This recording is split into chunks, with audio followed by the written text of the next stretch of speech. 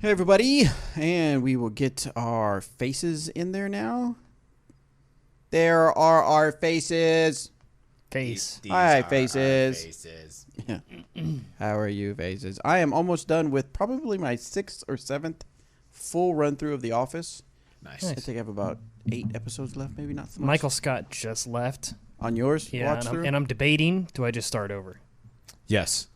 You know what? I've done it so many times. I feel like I'm at that point where I can just start over now. Right. I'm like hypercritical now for some reason because I've heard so much hate on the after.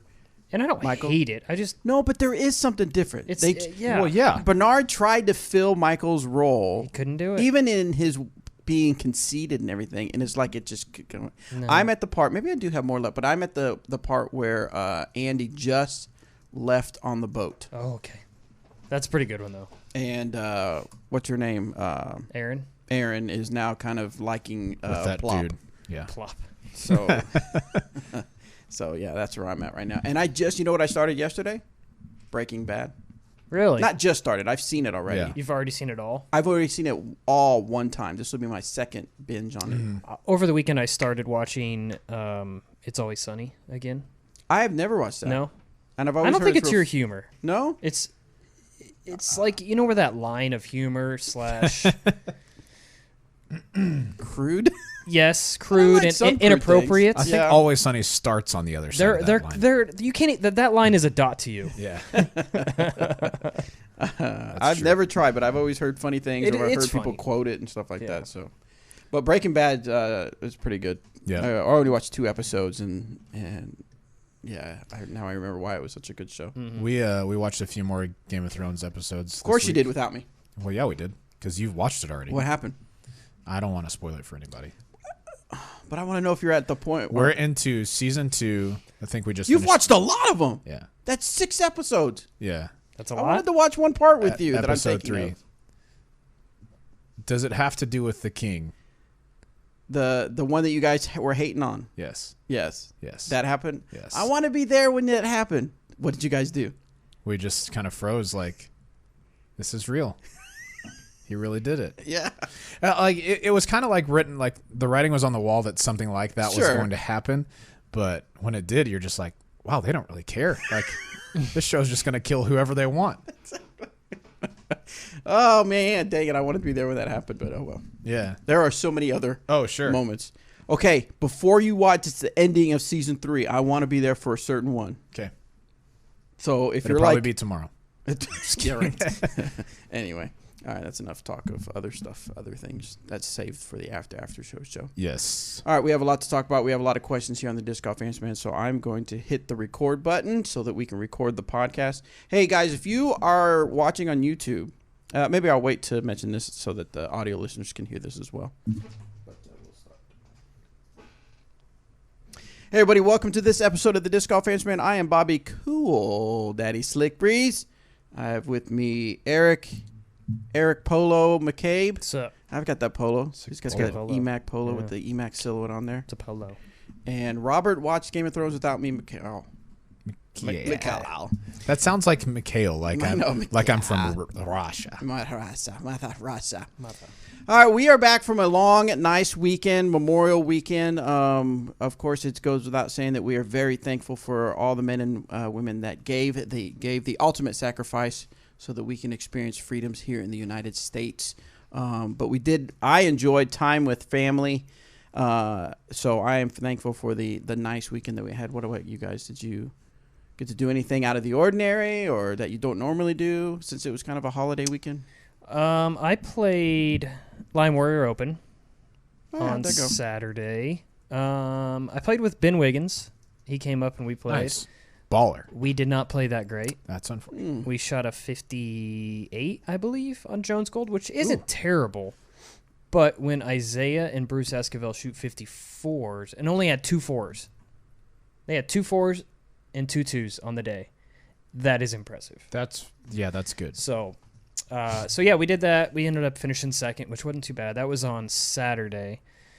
And then Sunday and Monday, Denise and I went up to Cottonwood Falls Bazaar area and paid respects to my grandparents. I saw that picture Yeah, you my took. That was grandpa cool. was in World War II, so I went up and put flowers on his graves and all that fun stuff and paid respects. And we did a little country cruising, driving around looking for birds and that kind of stuff, looking at floodwaters and the craziness that's going on right now. Yeah, no in joke. the Midwest. It's crazy here. So, but other than that, it was a pretty chill weekend.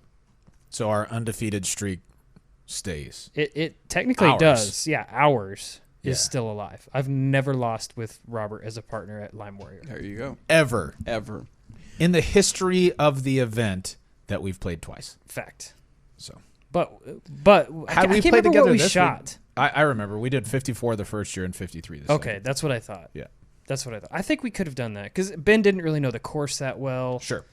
Um, He throws farther than me. I'll give that throws to him far, 100%. but I was mashing. Yeah. Like I was throwing the disc very, very far. Just neither one of us could get it in the basket. So, Did you find any birds? Did we find any birds? Well, you said you went bird watching. Oh, sorry. I like I was jumped. like, huh? I'm sorry. What? I'm sorry. Did Ben and I find any birds on Lime Warrior? Let's see. You We didn't go had an bird eagle. watching? That's. By the way, before you get to that, that's interesting though. Like Ben's a really good putter. You're Yeah, a really good absolutely. putter. Just Yeah, we neither did- of it y'all was just could one of find it those at the same days. time. It was a wet, Two gross, positives wet. make a negative in this case. It Yeah. may have been. It was really wet and nasty. It's one of those drying off your disc every hole, that's annoying. every shot. So Yeah. that was kind of unfortunate. But Yeah. we did see Bird some watching, yeah. birds. We didn't see anything like out of the ordinary. We saw some meadowlarks, which is the state bird of Kansas. We saw some dick sissels, is what they are called. Nice. It's a bird. It's a cool looking bird. Denise actually posted one on her Instagram. You should go check it out. It's pretty cool. What did you think the first time that Denise told you the name of that? I that did bird? not know what to think. I believed her. You posted what on your Instagram? Yeah, right. Yeah, exactly. Oh, I have to look because I man. always like when she posts Yeah. bird pictures she captures. But I don't. Bet you There's would. nothing like the birds weren't really out like No? crazy. Yeah, I think it may have been because it was like storms on the horizon and it was a crazy weekend as far as storming goes. Yeah, I saw that So- video of the rushing water that you guys took. Yeah, that was at Cottonwood at the falls. And yourself, McCall, I know you're out at. What happened on You the can YouTube cat on the board? chat just said meow. Yeah.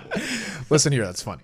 Shay and I went down to Texas for Shay's dad's 70th birthday. Party. Yeah, and it got wild. There was probably a little over 100 people at their land. Oh God, it looks like we sponsor this. I put Yeah, it right there in nice the camera. product Sorry. placement. Yeah, no. But if you do want to sponsor, you can.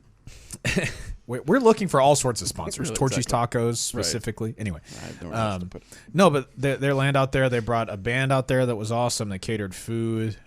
We Was it hung out on the Guar? river. Was it a garden party? It was not a garden party. Just kidding, because they had bands and stuff. Oh, okay. The garden party from The Office. When was that? I don't. I When honestly don't Andy remember. Bernard was trying to impress his parents, and they were like, Oh, "Oh, should yes, we bring yes, this for the yes. barbecue?" It's Okay. not a barbecue; it's a Okay, garden yes, party. I had forgotten about that. Okay, sorry. Go ahead. My bad. It wasn't that. Okay. But no, it was super fun. It's the drive down there is not much fun. We went about 11 hours down, and then we stopped a couple times on the way back. Wow. So it was like 13 Wow. with traffic on the way. So that kind of sucked. That does suck. But otherwise, it was good, man. Just hung out.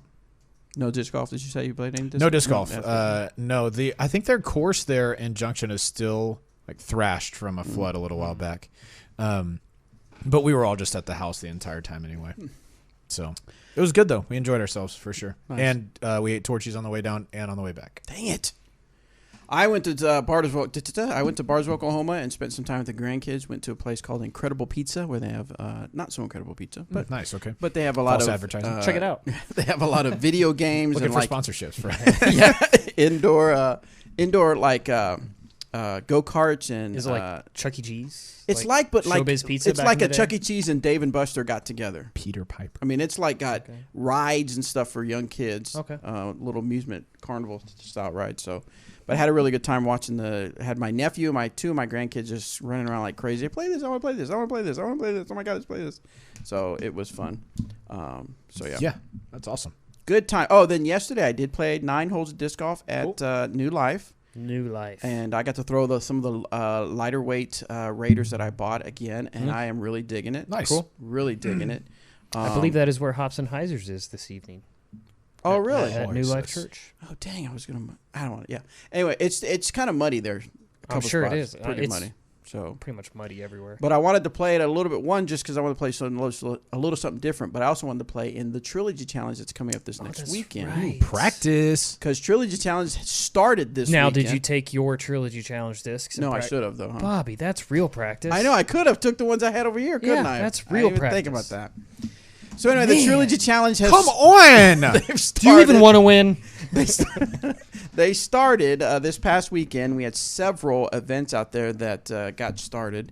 Some in Kansas, California, Oregon, Iowa, Arkansas, Texas, Illinois, just all over the map for Trilogy Challenge. I've already seen some pictures, people posting. I've already seen people's opinions on the Vandal, Vandal's the great. Getaway, the Keystone.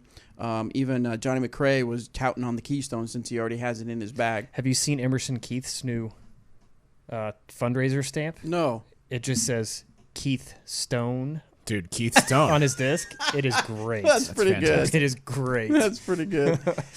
So yeah, people are loving obviously Keith different Stone. discs. Hey, if you're on YouTube and you've already played one, let us know what your thoughts. See what you think. I know someone already said he got a lightweight Vandal. He says Spaceship and Euphoria says I got a low weight Vandal this weekend at my Trilogy Challenge, and anyone else that got a low weight Vandal and find that they were more stable than expected. Well, okay.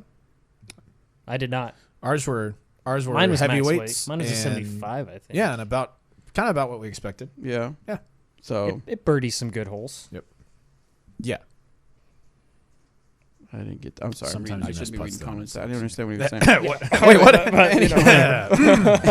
Wait, what? What? Anyway, so the weekend of Trilogy Challenge not has salty started, about it. and of course they'll be going on every weekend until August. I think till forever. Till I'm pretty sure. Forever. for a long time. I think they go until September. October Ooh, 5th. October. There's actually 2 on October 5th. So anyway, go to trilogychallenge.com/events or just click the event locations tab. And I've heard people you'll say see. that they're disappointed because they can't check it out because there's not one around them, close to them. Ah, So yeah. I'm telling those people, just run one. Or do we have a solution I for mean, you? it's super easy. Yes. And the money can go to whatever you want to. Yeah, and go to your pocket, Yeah, the self-preservation fund. Absolutely. the human fund. And then I went and saw the movie John Wick 3. Nice. That was a pretty good action karate chop movie. Karate chop? A lot of really cool stunts. I thought he was more into the guns than the karate chopping. It's a little both. Okay, sick. Okay. A little both. Sweet. And a lot of pow, pow, pow. Pow, pow, pow. Yeah. Pow, pow. I mean, just like all over. I don't want to spoil it for people, but yeah, I don't want to. I guess I don't want to spoil The it. dude- Spoiler alert. There's a scene in the water that was kind of. They just had interesting theatrics with the action. They had scenes with Halle Berry where she was fighting, and she's tough. Yeah. She's At least they hot, make her too. look tough. She's hot and Thanks, she's respect. tough. Okay, respect. But she has 2 gold. Before the show, you were saying that about Keanu Reeves, though, too. Right. He's tough, but he's She hot. had That's what he was saying. She had 2 German shepherds that kind of fought alongside of her, and just the scenes and how the theatrics of the dog attack. It's not just like the dog regularly attacking a guy. It's like the dog attacks the guy and they kind of whip around in the air. Nice. It's really cool. It's So the really dog knows kung fu too. cool. It looks like it, pretty sure. So it's a dire wolf? Yes, direwolf. Dude, yeah. they get after people. Yeah, they do. Anyway. All right. Maybe let's move on to some disc golf questions. Yes? No? Yeah, all right. Maybe Whatever. so? Heard we probably should. Let's see. Let's go over to Google Forms. Remember, guys, as always, you can go to discgolfanswerman.com, submit your disc golf questions, and we will get them on the air. At least we will try really hard. I'm going to skip around here. Go to question number 45. This one is from Steve. Hey, guys, I'm taking disc golf more seriously for the first time, and I'm wondering what to focus on. If I want to be competitive, I feel that my distance drives are holding me back the most. I only get around 250 feet.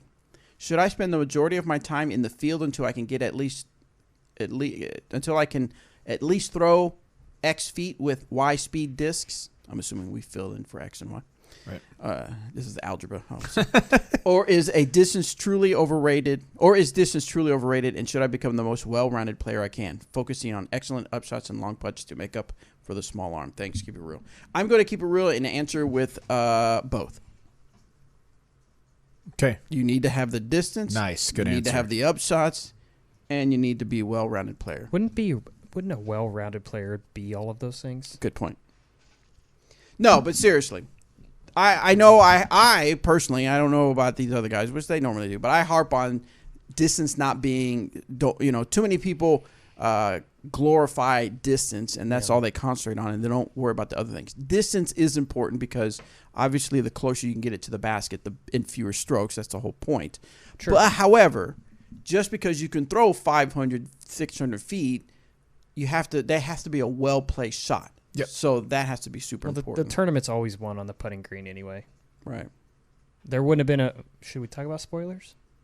We can get to that later. Okay. Well, I think we're going to say I was that. just going to say. Because that's after show. There was But yes. 2 missed putts inside 15 foot that. Right. Yes. Yes. We will Correct. tell you. I'm going to tell you right now. Who both throw Change- far. that altered Who the both course. throw far. Yeah, they That's altered the true. course of history. They're known for throwing very far. Now, here's the thing. There will be some spoilers in this show because there is some heated things that happen. Forget. in this There's pack. no spoilers in sports. There's no- If you don't know what happened. Well, but this is a podcast, so there may be spoilers in this. No. So if you I'm have talking not about watched the sports. oh, that that's we're true. talking about. The podcast of the sport. Yeah. We may be talking about things that you may have not seen yet in the Portland Open, and for that, I say, I will quote Eric. No, I'm just kidding. Yes. I will We'll not say quote Eric. we'll say that we'll say the spoiler Inside alert joke. and give you time to tune off when Tune off. That's what we'll tell everybody. Hey, Tune you. off. Tune Tune out. off. Tune out. Just hit mute. Tune out. I guess tune in, tune out. Right. Turn off the stream. There we go. Don't do that right now though, because we'll tell you when it's going to happen. It'll So- probably be in the after show. It's going to happen right Back now. to Steve's question. Okay, yeah. No, I think Should he spend the majority of time in the field until he can throw X feet? no. With a wide disc. No, disc golf is about having fun.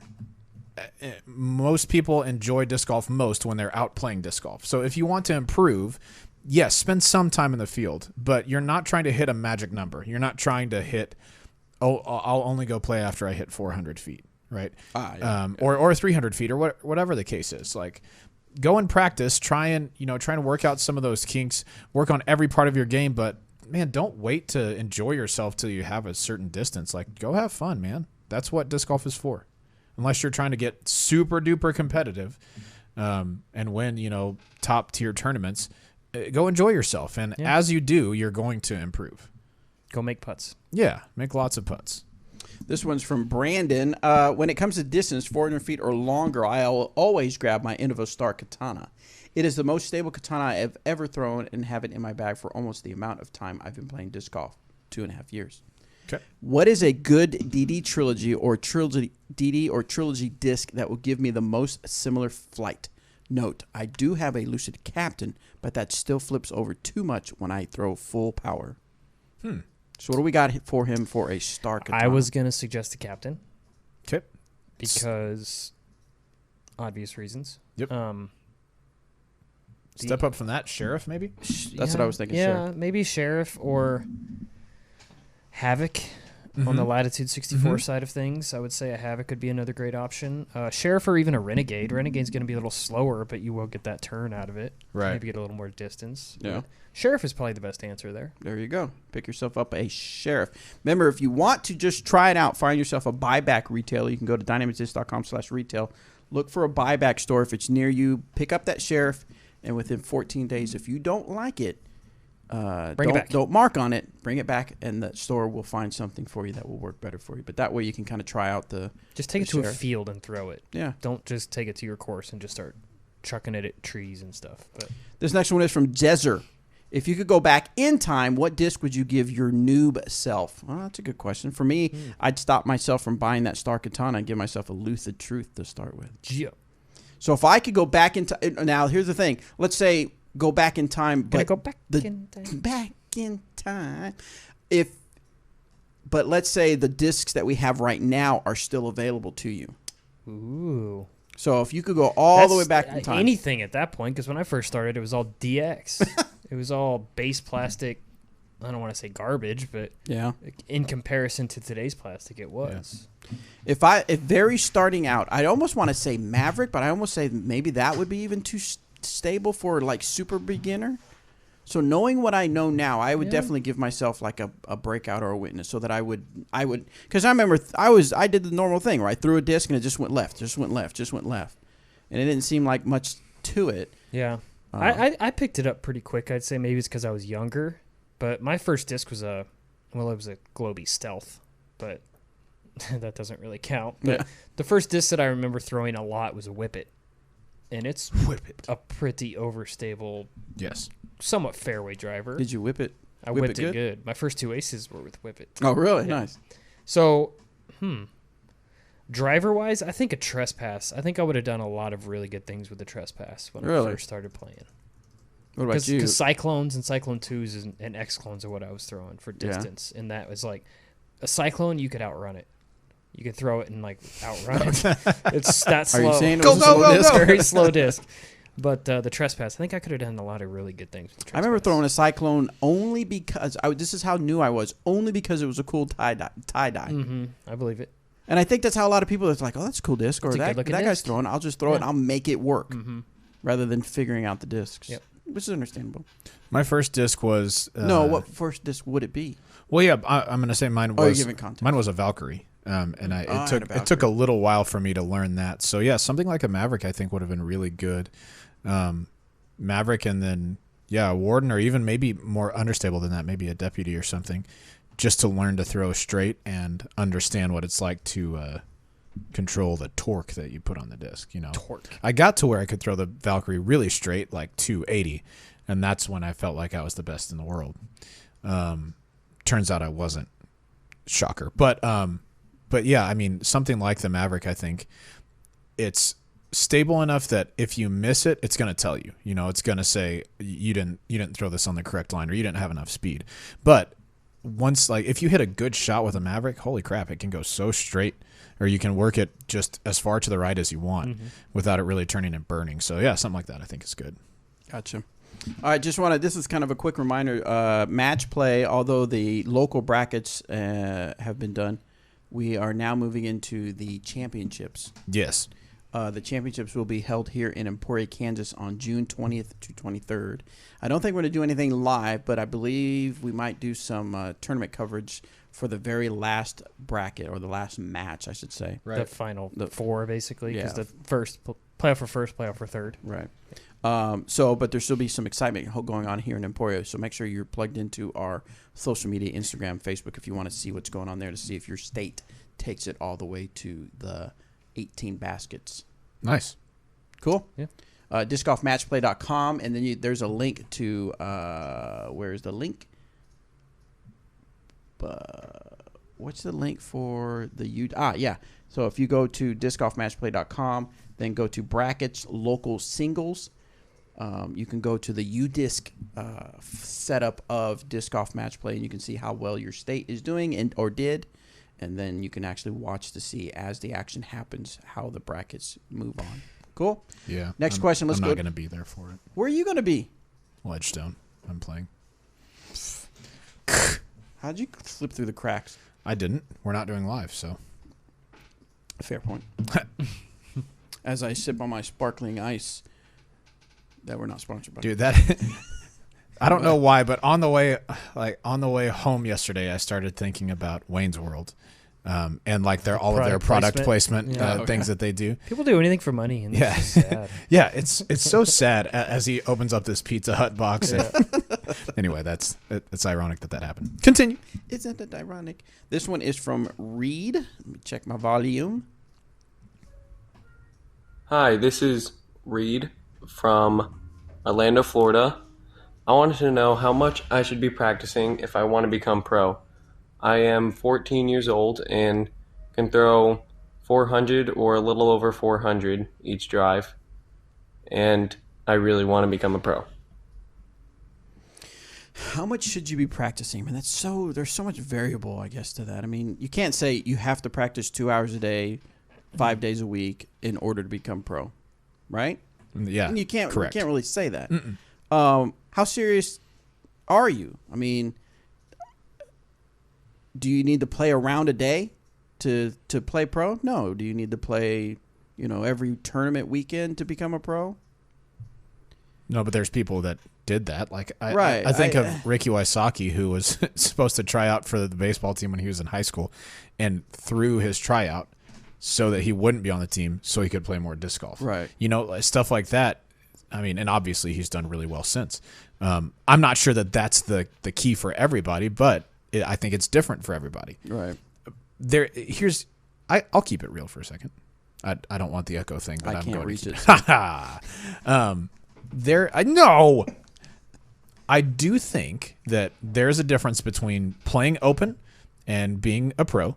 And there are some people who, no matter how much they practice, will probably not make it to pro status.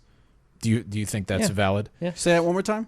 I think that there are some people, no matter how hard they practice, no matter how bad they want it, they won't make it to being like pro status. I just don't. It's just not going to happen. Because I think it's no shot against those people. It's like for me, if I went to I enjoy playing golf. Oh, yeah. If I went to say, you know what, I'm going to practice 4 hours a day to see if I can become a professional golfer. Well, I probably can't, right? Because golf is hard.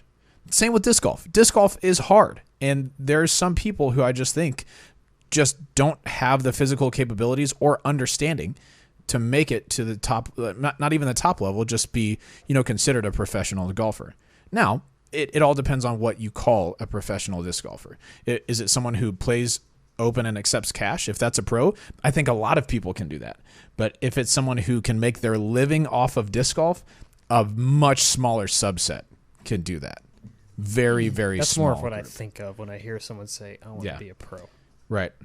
It's not. What a Debbie Downer. Gosh, dude. Look, I'm trying just to live his dreams. I'm trying to keep it real. Like, dude, practice as hard as you can, but just know that there is the possibility that you won't make it. Because you have to be okay with I that. do get frustrated when I hear the mantra of you can be whatever you want to be type things. When I get the whole sentiment about if you just practice, if you just worked hard, you can be whatever you want to be. But like me. I could say I want to be an NBA All-Star. I am not going to be an NBA All-Star. I bet you could. I'm not going to do it. I mean, there's the height thing, the athleticism. Spud I'm not. Webb? The what? Spud Webb. Yeah. He's an anomaly. He's the outlier. That was crazy. But so I think there is some credence to saying, go out and achieve your dreams and stuff like that. I think you just have to have some sort of level of reality. So I guess my advice is if Reed were to say, what does it take to be a pro, I'd have to say, what is your level of expectations? If you're wanting to be a pro that makes a living, then You're going to have to work. You're going to have to work hard. You're going to have to be the guy, and I said it one time, I posted on Instagram as one of our posts, that you're going to have to be the guy that when everybody's out playing video games, you're not playing video games, you're out disc golfing. Right. On the weekends when everybody wants to go to the lake, you're not going to the lake. You're going out to the field and playing disc golf. You're learning your discs. You're saying no to hanging out with friends, and you're going out and practicing. So yeah. What about you, Eric? Unless you're playing the Disc Golf Valley game. Unless you're playing, yeah. Lots of people. Let's be real. That is definitely the road to No, championship. I do agree. I do agree with you guys as far as it's kind of those things. Not everybody has it. But that said, I don't think the sentiment here is, Reed, that you should just stop trying. Yeah, exactly. Absolutely. That's not what I'm getting at all. I just want to make sure that you understand that there isn't really a set time to go out and say, well, you need to practice at least 4 hours a day. My suggestion to you would be spend a whole lot of time on the putting green and just dialing in your putt. Any free time that you've got, go putt. If you've got a practice basket at home, that's perfect. After dinner, go out, half-hour putting. Half-hour putting in the morning, afternoon, whenever you can do it. Just do a little something every day. You could take a day off here and there, but I highly recommend whenever you have that free downtime, grab your putters and just go find a basket and start putting. Yeah, for sure. Work hard at it, man. We'd love to see you out there crushing it, for sure. Also, that person sounds like they're 30. Can we get back to that? Yeah, I did not believe that. Oh yeah, when Reed he said says he's 14, 14, I was like, that threw me off a little Bro, bit too. that's what I sounded like at 14 too. Wait, no, it's not. What before we go on to the next question, I want to suggest or ask everybody, if you would really quick, if you're watching this on YouTube, hit that share button and share this on your Facebook page or Twitter or something like that. Give us a share so that we can let more people know about the Disc Golf Answer Man. Also, another thing real quick, for our audio and YouTube, we actually have if you're thinking, man, I'd love to get some of these things in like more of a bite size, more little chunks of just the question and just the answer, we have it for you. On YouTube, search for DGAM Clips and subscribe to that YouTube channel. And it is literally just that. It is just Clips. the question and the answer, and that's it. And they range anywhere from a minute to 4 to 5 minutes clips. You subscribe to that, and you'll be caught up, or you'll be able to catch all those. Now, if you're thinking, well, I just watched the show, do I need to see that? Well, because of the way we're doing it, we have stuff scheduled through the next few months. So you'll probably see stuff that's way back a few months ago. And also included on there are the Disc Golf Answer Man questions that Danny answers via video, some of your form questions. So make sure you go out and subscribe to that channel, and I believe it will be worth your while. Nice. All right, next question comes from, and that's the wrong page, comes from David, and it's on courses. So listen in, Mr. Eric. What's it? This was my first year to attend GBO. I've been playing disc golf for a year and a half, or so. Anyway, and have played in 3 PDJ sanctioned tournaments prior to GBO. I had heard about the infamous Kansas wins when playing windy days in Texas, but I guess I didn't really grasp it. The first day in Kansas wasn't bad, but the Sunday before GBO week was winds of legend. It was pretty windy. It was windy. My question is, how often is it that windy in Emporia? And does playing inconsistent wind like that make you play better when it's not windy? Oh, okay, yeah. Is it always that windy? It is not always that windy in Kansas, but it is surely Only windy on the in last Kansas. weekend of April. Yeah. So it can get pretty windy, but there's some days it's not that windy. It feels nice. Come on. But that's a good question. If you can play really good in wind, does that equate to playing really good when there's no wind? You would think it would, Right. but it doesn't always. No. And a lot of it comes down to the putting green. Because putting in super windy conditions, if you're very good at it, you're aggressive and you putt relatively hard. Yeah, and you can gain strokes so Yep. easy that way. Yep. That doesn't work as well when it's not windy. Right. Because it's tough to get the speed control down. I mean, you'll have a lot of pop outs, or when you do miss, you miss Right. by a lot. So He gone. I don't know. I think for me, playing in the wind, it really makes me focus and concentrate a lot harder on every single shot, as opposed to when it's not windy for some reason. I don't know why. I don't know what it is, but I feel like those windy shots, there's more to gain. Yeah. You know? Yeah. So I wouldn't say that just because you're really good at playing in the wind, you're just automatically going to be good playing in no wind at all. Yeah, And here it's not. It's like, to answer your first question, it's not always windy here. It is always breezy. I mean, I would say that there's a better chance of it being, windy during the day, as opposed to if you go out at like 5 p.m. Right. The wind calms down, or in the morning you can go out and play in the not so windy parts of the day. Unless you go to Opie Lake, then it's just always windy. Yeah, you're out of luck. But yeah, I like playing in some wind just because I feel like I have an advantage because I'm more used to it. Because calm conditions, everybody can be aggressive, everybody can do whatever they want to. But when it's windy, it's like you said, you have to focus up a little bit more. My biggest thing as a beginner, or not a beginner, but as a more casual person, is forcing myself to make the correct disc This selection. selection is one of the hardest things. Yeah, it's Right. kind of everything. And right, but if you play in a place where there's hardly any wind, you never have to think about it. You're thinking, oh, my Renegade will do this. This is what I always throw. This is So, what yeah. right. Yeah. Whereas, perfect example is hole 2 at the New Life. It was a hole. Is that the downhill? Oh, no. That The one along the flat parking ground, lot. yeah. Yep. Right, and it was pretty windy. And in my mind, I immediately thought, well, Maverick or Renegade, because that's usually what I do for a good shot there. Which And then direction was the wind going? it was throwing right at us. Headwind. Right, and then immediately I thought, no, this is headwind. A Renegade could flip over. A Maverick would definitely flip over. So grab your trespass. And it's like those are the decisions that usually happen. Those are the epiphanies that I have after I throw it and the wind knocks it out. Yeah. Oh, man, I should have thrown something So I more threw stable. and I threw my trespass and I parked it literally 5 feet away. Dang. Felt so good, but it was like Did a you make triumph it, though? moment because yes, I made it. I'm just kidding. It was like a triumph moment that I made the correct decision, whereas a trespass would normally be way too stable for me in that shot. Right. unless I threw it like way out to the right. But anyway, so I like yes, it. wind is definitely a what? Yeah, I like it. Oh, On the board, Chaser, I think it was Chaser, asked, would you rather play in wind or rain? wind, Windy rain. Yep. rainy wind. Oh, Oh, sorry, that was Tim. Tim Court's on the board. Yeah, I wind for me all day. yeah, wind. Yeah. I'll take 30-mile-an-hour winds Yeah. over moderate rain. It kind of depends too on the wind or sorry, the rain. If it's like If it's like a barely drizzle, a drizzle, like Whatever. and warm, yeah, fine. I'm okay with it. Yeah. But if it's like that cold, like 40-degree day Nope. and raining, Nope. So let's say a certain shot. Let's say hole 8 at East. Yep. And it's windy. Yep. Do you change up your your disc as opposed to it not being windy? Oh, yeah. absolutely. Okay. Do you change up your shot if it was raining? Yeah. Most likely. Probably. The same you would as so if it's raining. Honestly, if it's raining, I'll probably throw the same disc if it's raining as if it's windy. Really? Yep. Something just overstable, just trying to get in bounds. I usually go if it's So- rainy, if it's raining and not windy, I'll take a little less stability and just go slower, right?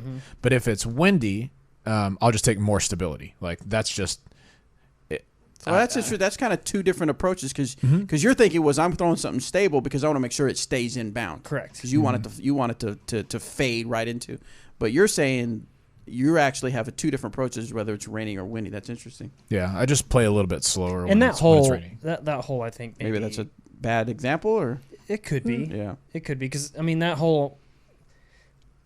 I could probably throw the same enforcer every single Right. time. If Yeah. it's windy, if I it's not got windy, you, if yeah. it's raining, Exactly. whatever. I could Because throw there's that not much. same disc. There's not a lot of shot shaping It's just a, in a it's sense. just a smash hyzer Right. or flat and let it. What fade about out. Right. okay, hole 9? But dead where you- wind calm, you're going EMAC right at it, or EMAC maybe or- explore Right. or Yeah, something. yeah. Right. I guess I'm just trying to get at we change our discs based on the wind, but how much does rain can that affect on you deciding which disc to throw? Yeah, I don't know if rain will affect a whole lot. Honestly, just making sure that it's dry. Gotcha. Like, there's nothing better to me than having a bigger bag full of dry discs yeah. Yes. that I can just throw a new dry disc on the next Right. hole instead of trying to dry one off and get it dry and all that. So Yeah. Yes. All right, Lance asks, "What's up, disc golf answer man fam? I'm trying to settle on a throwing putter. I like both the Judge and the Deputy, but is there something in the Trilogy line that feels similar, but in between the two in stability? If it's a Latitude 64 disc or a Westside disc, what plastic am I looking for if I like a classic blend? Thanks, guys. Hope to see you at Ledgestone and Worlds." Well, obviously, you might see Robert at Ledgestone. If only there were a disc right in between the Judge and the Deputy that people might like. What is it? The Warden. Uh, Man, what a great disc. Thank you for your question. but what was he asking? For it to be you said similar if- feel. Oh, yeah, similar feel, yeah, between But- the two. between the two. Okay. Right. So the Warden is going to be a little less divey at the end than I a have feeling Judge. that maybe you probably submitted that question. Yeah. What's the name on there? Lance, Yeah. Robert Lance McCall. That's me. And they, That's my nickname. It's going to have a little less dive at the end than a Judge, and hold a straighter line longer than a Deputy. That's going to turn to the right for you. I throw the Warden all the time. Approach shots, Yes, we know. straight hyzer, you name it. I think it's very versatile, so that's the answer. There's a lot of discs, Yeah, there are. There's but a lot of I just putters. like that one. honestly. Pure comes to mind. Pure's going to be a little closer to the Deputy in stability. Yep. The Shield is one. Marshall, both of those are going to be a little closer to the Judge. Stability. The Crown. and that's Yeah. going to be in the medium. Their blend is medium. All medium or It's blend. medium That's plastic. what I'm right? suggesting Yeah. for Right. throwing putters. Yes. Excellent. All right, next question comes from Drew. Rule 806.01. I'll give you time to look it up if you want. Say it again, please. I'm sorry. 806.01A. Okay. A. It specifies the base of the target as the center of the putting circle. Regarding hanging, suspending, or other baseless targets, where's the base? Base. Ace of base. I should have had ace of base playing. Ace of base playing. I saw the sign. And it opened up your eyes. my eyes, I saw the sign. So what was the question? What it is so in a regular basket, the base is the Permanent? center of the putting circle.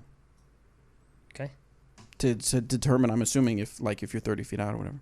Regarding hanging, suspended, or a baseless target, Well, it's illegal. where is the base? Technically, it's illegal to have a hanging target during a PDGA sanctioned event. Right, but people do it. Well, it's still illegal, so I mean, I would just say if you drew like a line, Right. an invisible line pole. from like where the pole would be, Right. that's where I would say. If the basket was obviously still and stuff, that's where the basket. Yeah, no but need it to, is illegal no need to get wild on that unless you just have. I mean, I guess it could just be a basket on the ground. I don't know if that's illegal. one. Right. I don't know. Next one is from Zach. The Ballista Pro is awesome. True. I've been throwing a first few run optos, and I decided to pick up a few more while at GBO. The two I purchased are much flatter top than the first run editions. I'm not superstitious. I'm just a little stitious. Are there any runs that have as much dome as the first run? What plastic run do y'all bag? Thanks so much for the awesome show. Uh-oh. That was a heavy sigh. It was. Go for it. You took the Ballista Pro out of your bag. It's in and out right now Oh, man. that because poor of the Raider. thing. Oh. I'm just getting that much distance out of the Raider, and it's a consistent flight. I don't have to worry about if it's windy. I can still throw that Raider because it's still got a little bit more stability than the Ballista Pro. That said, the run of Ballista Pros that I like, there's actually two runs that I like, the Optos and the Gold Line. The Gold Line tends to be the more pop-top domey runs that you're looking for. The Optos, for me at least, the ones that I've felt, the latest runs of them, don't have super high dome to them, but they still have that great flight. So if it's super dome that you are looking for, I highly recommend the Gold Line. Those tend to be the most domey, and as far as the flight goes, pretty consistent flight across the board, I'd say. I mean, they may beat in a touch quicker than the Optos, but they still bomb. They still mash. Yes. For sure. So for this gentleman, say his name again, Bobby. Is it gone forever? Yeah, I already went on. Okay. If you have a Ballista Pro that has a little bit flatter top, usually that's going to give you a little bit more turn. I tried one of those out, actually, since we were talking about Ledgestone. I put one in my bag for Ledgestone last year, specifically for that first hole. Yeah. Because it's just water carry all the way. I just want to make sure I could throw something flat that I knew was going to move right and not be too overstable to get back left. And so I had a little bit flatter one, and that's exactly what it did. So I think you'll probably get a little bit more turn out of those flatter Optos. Mm-hmm. I'm in the same boat as Eric. I now have Raiders in the bag instead of Ballista Pros. Yeah, I'm really enjoying the distance I get out of them. There you go. Real That's quick, let you guys know something else that's coming up for us is the disc golf experience at the Broncos Stadium at Mile High. Or is it Mile High at Broncos Stadium? Anyway, we have 476 people signed up to play. We're going to be throwing some discs in the football stadium. It's going to be another amazing time. A few of us are hopping in the van and heading out there to participate and have good times with you guys. There's still spots, even though there is a lot of people showing up, but there's still spots available. You can go sign up at discgolfscene.com. Just search for Mile High, and you'll find the Dynamic Disc presents the 2019 Disc Golf Experience at Broncos Stadium at Mile High. The discs are what, Taro? Yeah. What happened? Go ahead. Oh, the discs are, what are they? Forgot. They are One of a them is- Lucid Slammer. Oh, no, those are fundraisers that you can buy. Yeah. Yes. The fundraiser. They They are are fundraisers that Dang you it, can I have them right in purchase my. them for that. Danny? I think guard, right? In the middle think shelf, one is a guard. There's the two Colorado discs. So, Fuse and guard. The fuse and guard. Okay, fuse and guard. so this is feels like a prime guard. Yep. I think. And then this is a gold line. Fuse. So yeah. So now, if you guys are thinking, how come I don't get a driver? Well, we got to keep some safetyness. We've never going done a on. driver. I know we At never did a any of driver our- because if anything feels is nice. broken, we have to pay for it. So we're keeping that. So anyway, so if you want to get those, they have some really cool Colorado stamps on there. In fact, they actually have the Denver Broncos logo on there. I believe both of them. No, one of them does. This one does. The Fuse does. So this other one has a really cool. I really dig this Colorado stamp. The type Colorado stamp with the mountains and the city and the field. I've posted them on our Instagram, so if you're listening and you want to check them out, you can go on our Instagram and check those out. But yeah, still some space left. June 29th is the date. So check it out. Check it out. Or Next don't. one comes from what? Huh? Oh, next one comes from Jason. Hey, DGAM fam. My name's Jason. Was just wondering what you thought about the amount of players in the open division. If you thought maybe limiting the number of players on tour would help with the top pros getting more money from the disc golf companies, and if it would help the payouts as well as help advance the sport and make it more like ball golf or baseball or football, some of the other Hockey? sports. Just wondering what your thoughts were on it. Appreciate all you do for the sport and keep it real. Well, I feel Jason, like go ahead. I feel like that would do the complete opposite. Yeah, I don't of understand the economics of it or the numbers. I mean, of it, I understand what he's trying to get at. He's trying to get at keeping it more prestigious. I think so. It's like an invite only. Like only the top players are playing in these events, which is all fine and dandy. But currently, we don't have any real outside sponsorship coming in throwing big bucks at us. Right. And right now, those lower tier open players are help padding the payouts to an extent. So if you cut all them out, the only way that you're going to be able to even match what we're doing today is doubling the entry fees for the pros today. Yeah. There was somebody on the live coverage at Portland saying they should only pay the top 30 guys no matter what size the field is. And he said, do you really, he asked me on the board, do you scroll down and see who finished in 30th place?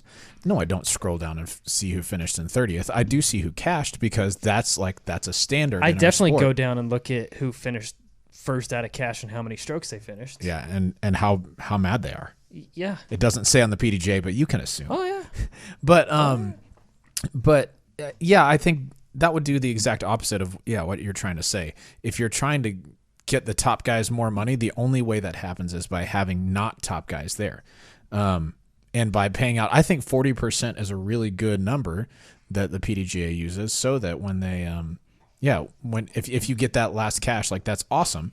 And it's something that people can realistically shoot for instead of say they only paid out top 5. Well, after a while, only 20 guys are going to show up. Paul, Eagle. Yep. I mean, Ricky. Name your top few. Those are the only people who are really going to show up and say, I have a realistic shot at getting one of these top 5 spots. Now, okay, cool. They paid $10,000, $6,000, $5,000, $3,000, $2,000. That's awesome. But for the people who pay into that and don't get cash, that's true. Yeah. So I don't think it's worth trying to limit the field. I think, it's like you said, having those players who want to go out for the experience, and maybe if they play well, they catch last cash. That's awesome. Yeah. Having those that's what makes open worth it, I think. I remember a few years back, guys. PDGA was talking about a Pro 1, Pro 2. Hard pass on that. Me too. I'm in imagine how much we hear about sandbaggers now. Yeah. Imagine what that would be in Pro 1 and 2. Mm-hmm. Would it just be a ratings differentiator? I mean, I guess. I don't know. Or cutoff? It would have to be. I would assume. I mean, otherwise, what are you going to determine on? After you get one win in Pro 2, you have to play Pro 1? Yeah. I mean, I think that's a disaster waiting to happen. Real quick, shout out for Wes Wilson. Thank you so much for the super chat. Nice. I think he was talking about the guy that was wanting to look for another putter. Oh, yeah, said, in between. Mercy off the tee lets you park for free. That's true. Mercy is a great one for that. So thank you for that, Wes Wilson. Warding off the tees. Thank you. It doesn't work. Warding off the tee makes you have to go pee. Nice. I did notice I have to tinkle after. After you throw your warden off the tee. Suddenly I have to tinkle. Let's see. So, Yeah. So Just making sure what's up? we Yeah. talked about that. Let's see if I can get this one. This is from Matthew. I have tried to get the reins of the league that is in the small town in Kansas. The people running it only seem to use it for an excuse to get out of the house to hang out and drink and smoke. They act as if someone didn't start the club and isn't running it, can't possibly help it grow, it would die. My question is, how can I go about getting the club for me or someone else that has the passion to help it make it grow at the head? It got very hostile last time with the OGs. The OGs. I don't know that we have an answer. Bum rush them? I don't, Wait till they've had too much to drink. Right. Sneak up on them. Obviously, we're kidding and it's a we're joke. joking. Sometimes you just have to deal with small town politics. Yeah. And, I don't know how your club is ran. I don't know if there's a way to vote them out. If there's any kind of democracy set up that way, or if it's just the OGs are just, they're the ones that created it, so they're the ones who have to run it. Start another league. But that could possibly start a whole nother set of problems. Yeah. That's really unfortunate. It is unfortunate and it stinks. But that's the only advice I could think of is if you don't like what an organization is doing and you have enough people that would rather doing it another way, then start your own organization, your own club to meet up and do it. But just know it's gonna have its own set of challenges. True. Maybe it'll make the OGs realize that what they're doing isn't right. Maybe it'll really tick them off, and there'll be kind of a turf war. Man, I don't know that there's really a good answer for that. I know, and it sounds like it's probably one of those situations where there's not a lot of people in the club, Right? Like a big group of people. So it's really hard to put something down the middle and say, "Come my way, come that way." That's a tough one. Yeah, I really don't have an answer. Yeah, it's hard to give an answer to that because there's so much. Yeah, I feel like the only thing I would do is, like you said, like consider starting my own. Yeah, it's start got its your own own league. pitfalls, but that's about all you can do. Right. And make sure you find a day that they're not running a league or they're not doing something. Right, don't do it on the same day. Right. Just out of spite or ours is better Exactly. type thing, because that's just going to make it just worse. do what you got to do. Yeah. Do what you got to do. And if the city's involved, that's another route you could take is talk to the city about the course. Maybe if a course needs improvements, like new tee signs, new baskets, something like that, you can maybe host a Trilogy challenge or something like that and get funding for course improvements and kind of go from there. Now, here's another thing. How many people think the way this guy thinks? Maybe everybody else is like, we're cool with going out to play, to hang out and drink Right. and whatever. Yeah. So, Which anyway. very, very good chance of that. Yeah, Anyway. yeah. As someone who doesn't, As someone who does that, as someone who only goes out to the course to do those things, Yes. no. As someone who doesn't drink nor smoke, I've had to deal with clubs like that as well. And honestly, as I got to know the people more, I enjoyed myself more. Right. Not to say that you have to go drink or smoke to enjoy yourself out there, but just to get to go and compete, I became accustomed to more situations that sometimes you encounter at a disc golf. Like you're going to be uncomfortable sometimes when you're playing disc golf, Right. whether it's at a tournament and casual round, whatever it is. So yeah, it helped me to just kind of prepare for that some. Yeah. And Prepare. I like those people a be lot. prepared. Be like Frankie. All right, this one is from Dave. Putting practice. Do you recommend putting from 10 to 15 feet, trying to hit as many putts in a row as possible to help perfect your form and benefit mentally by consistently hearing the change? Or is putting from circle's edge or farther more beneficial since you're able to dial in your long putts which statistically you have less of a chance of making? How do you practice putting? What is the most beneficial tip you were ever given regarding your putting? Very rarely do I practice putt outside the circle. Because like you said, those are more of a bonus putt. And at the end of a tournament, when you go back at the end of a tournament and look back at all the putts you missed, because you're going to miss putts. Guarantee you're going to miss putts. Yep. You look at all those putts you could have made inside the circle and look at how many strokes or how many places you could have finished better. Majority of the time, it's the inside the circle putts. Because you can't go back and rely on, oh man, if I would have hit that 65-footer, I would have tied for third. instead of tied for 5th or whatever, you know? Right. But you can absolutely say that on like a 15-foot putt, a Right. 20-foot putt. So when I practice, I go out and, well, when I practiced, I'd go out and I would strictly putt inside the circle. My practice routine was approaches and putting kind of all at the same time. So I would have a stack of putters and I would throw approaches toward the basket and then putt all those out. If I'm just trying to work on putting that day, I just stay inside the circle and I don't stay in one spot and just putt. I like to throw a bunch of different putters out around and putt from different areas. You get different wind variables. You could just get different angles, maybe a couple trees in the way, whatever the case may be. But that's more of what I would recommend. Gotcha. So Mark Ellis, a long time ago, put out that putting confidence video where he just talks about getting so close to the basket that you can't miss and just putting and just watching the disc go into the basket. Yeah, listening to the disc go in. I think lawyer. Yeah, I think the lizard lawyer, that guy. I really do think there's something to that. Getting to watch the disc go in makes you feel like you can do that again. And there's something really cool about hearing it go in too. Yeah, absolutely. And when you have a brand new putter, yeah, I recommend getting really close and making sure you make the first putt. You're going to want to make the first one. It's pretty important. If you miss the first one, it's just tainted. Might as well throw it away. Yeah. I don't even pick it up. It's still there. Yeah. that might be true for you, actually. But I think that's good to instill confidence. But if all you ever practice is 15-footers just to gain confidence, what happens when you have that 30-footer? What happens when you have a 35, 40-footer? So, yeah, like Eric said, I like to vary the distance that I practice putt at. I'll start in pretty close, 15, 20, and then just kind of go from there. Like sometimes not really in a specific way, just kind of walk out to where I feel like this is about good, turn around, make it. Because, it's rare that I'm playing for a 25-footer as opposed to a 20-footer. You just have to respond to what's given to you. True. So anyway, Gotcha. There you go.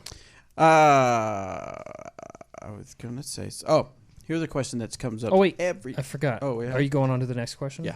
Okay, well, he did ask one tip, too, that somebody has given you. Oh, yeah, putting. Oh, that's on right. Putting. That's true. For me, a tip that it has always stuck with me and I always stress on to other people is two things. Commit and follow through. It's kind of the same thing, but I do absolutely notice every single putt that I miss is because I'm not committing to that putt. I'm not following through. I'm not giving it my 100%. Yep. So those are the things in your head. Just remember, commit, follow through, and you can only control the disc so far out of your hand. Mm-hmm. The rest is up to the basket. So that's my advice to you. Yes. And I think it's important to note that following through, when I miss a lot, when I'm nervous or not following through, I miss right quite a bit. And a lot of people think only if you miss left did you not follow through. Mm-hmm. And that's not true. No. If you're cutting your follow through off, yeah, I mean that generally that's true. Mm-hmm. That you can for the most part say, all right, I didn't really follow through if you miss low, but right or left, like if I miss right, a lot of times I'm letting the disc out early and just kind of like popping it instead of extending all the way to the basket. So while you're trying to diagnose whether you're following through or not, if the putt's low, yeah, you can pretty much say I didn't really follow through that much. But I mean, you could miss over the basket and say I didn't follow through well. True. If you didn't allow yourself to extend the way that you want to. The thing that I do, it doesn't work great for everybody, but it works great for me, is that I pick a link that I'm going to aim at, and then I watch that link even after I let the putter go. While the putter's in the air doing whatever it's going to do, I'm aimed at that link all the way through. And I've noticed I'll even let go like pretty bad feeling putts, and they'll sneak in somehow if I'm committing to that link. And you have no idea how they went in because you're watching that one link. Yeah, I mean, like you catch it eventually. But I've thrown some long enough ones where it's out of frame for a little bit, but I'm staring at the link, and then hopefully it goes. Yep. So that's what I like to do. Some advice that was given to me one time. Eric yelled at me and said, "Putt like you give us." Yeah, I did. 2010. I remember it was in Ohio. But it goes along with what Eric is saying, is that putt, go for it. There is times where I've missed it. I thought, well, you're not even. It's like you got so scared of it that you didn't go all the way. You didn't follow through. Got scared to get lazy too. Yeah, it happens a lot. But that is a lot of times after I putt and then I miss. I rethink it in my mind is because I stopped. Like my hand stopped, as if I was throwing it rather than throwing it and follow through. So many times I've thrown a good shot, and I just feel myself following through. Even on the drives when I've followed through all the way around. You'll know when that putt comes out clean. You'll know that's bam, I did it. But someone brought up an interesting point that I like to on YouTube that I like to address. It says Matt Bell is a great putter and seems to have no follow through. I'm sure, even with any advice given on putting, given advice on distance and drives and your form, you're going to have those outliers where they don't exactly do exactly what is being said. But in the overall encompassing advice, follow through is very important. Mm-hmm. If you have 100 disc golfers, 5 of them may not follow through and may be great putters, but those are 95 need to have follow through. But it's a misnomer to say Matt doesn't follow through. Yep, because I agree. Following through looks different for different people, right? Think back to who's one of the best putters who's ever played the game who didn't look like he was following through. Ken Climo. Well, yes, but the other one, same era. Ron Russell. Cam Todd. Same thing. Yes. Cam, no, you're absolutely right, though, on Cam. I mean, he does an up and down motion, and his is really similar to Matt's, where he just kind of pops. His follow-through is like, I wouldn't say it's an exaggerated follow-through. Like, when you watch Eric putt, I mean, his back leg is out and his front arm is forward, and it's like the fullest extension follow-through. But their follow-through and their kind of hit point is all in their wrist. If their wrist isn't there, they're going to miss, plain and simple. So that follow through, even though it doesn't look like how somebody like Eric's putt looks, they are following through, just committing at a different point. It's almost anybody with a push putt. And I have to apologize for Zach for keeping it real, or keeping it real without announcing that I was keeping it real. Yeah. But I just kept it real. Yeah. For you. Real it has been kept. Real has been kept. All right, let's go with Speak Pipe. This one's from Rodney. Mr. Dangerfield. Hi, Disc Golf Answer Man. This is Rodney coming from West Michigan. I had submitted my question on the Google Forms, but I wanted to go ahead and put a speak pipe in because I'm a little pressed for time. It says on there, Rodney. And I also heard you guys are backed up to the tune of around 70 questions or so. So I want to make sure I get this to you before the subject comes. Before February. Rodney, you realize this is going to get asked twice now because I'm not going to remember this by the time we get to it on the Google form. So my question is about what you do on Saturday night when you play 2 rounds Saturday, 1 round Sunday. Party. Do you attend? Eat pizza? What do you? He's gonna continue his question. Tacos. You're being that's always the answer. The player party, if there is one. Okay, so maybe that's too. I'm talking to this girl on one of the dating apps I'm on. Okay. I sound like nice. And we were talking about what did you do over Memorial Weekend, and she said she had tacos, and I was like, okay, when are we going out? Yeah. When are we going out? Tacos. Okay. Do you not? Do you get do we what now? A lot of extra rest. Player party. Does it all depend on how your rounds on Saturday went? Kind of like to know what you do for recovery. And the reason I ask is because I've got that same format of a tournament coming up at the end of June. It will be my first 3-round tournament. And the last time I played 2 rounds Saturday and then went out with my friends on Sunday to throw a round, I didn't quite make it through the round on Sunday. This was a while ago, and I've built up some stamina since then, but I'd like to know any tips or tricks that you may have. Thanks so much. Appreciate everything you guys do for the sport. If it's a problem, don't drink. Yep, that's true. For me, what do? I usually make an appearance at the player parties, but I also don't drink. So, I mean, I don't do anything out of the ordinary that I wouldn't normally do. Make sure you just get enough rest going into Saturday night, because playing 2 rounds a day is tough. And then waking up the next day and playing again is tough as well. I mean, there's really nothing that I could say that's like, drink this Gatorade and, you'll feel great the next day. But just depends on what you want out of the event, what place you're in going in the next day, what your expectations are. If you're in the lead, I wouldn't recommend going out and getting hammered. Correct.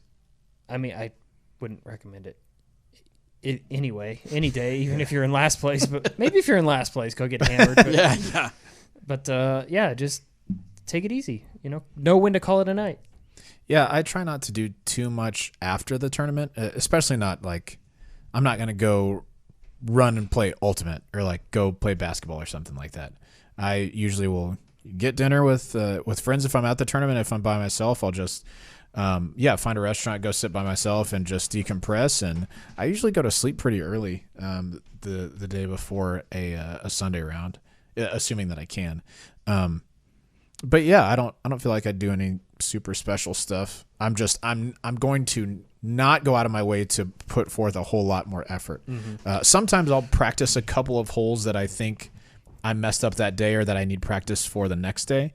But that's about as much throwing as I'll do that day, unless my putt's feeling like terrible. Maybe I'll putt a little that night, but most of what I do is the next morning. Mm-hmm. Especially if I putted poorly, maybe it's one or the other, but I want to get nice and warm before Sunday's round, and so usually that includes a lot of practice putting. There you go. Next one is from Joaquin Phoenix. Speaking of Joaquin Phoenix, I knew that was coming when I said Joaquin. So in my brain, I was like, go ahead, just say. Anyway, while I was watching John Wick 3, or before I was watching the movie, they had the trailer for the new Joker. Have you guys seen the trailer for the new Joaquin Phoenix Joker? Crazy.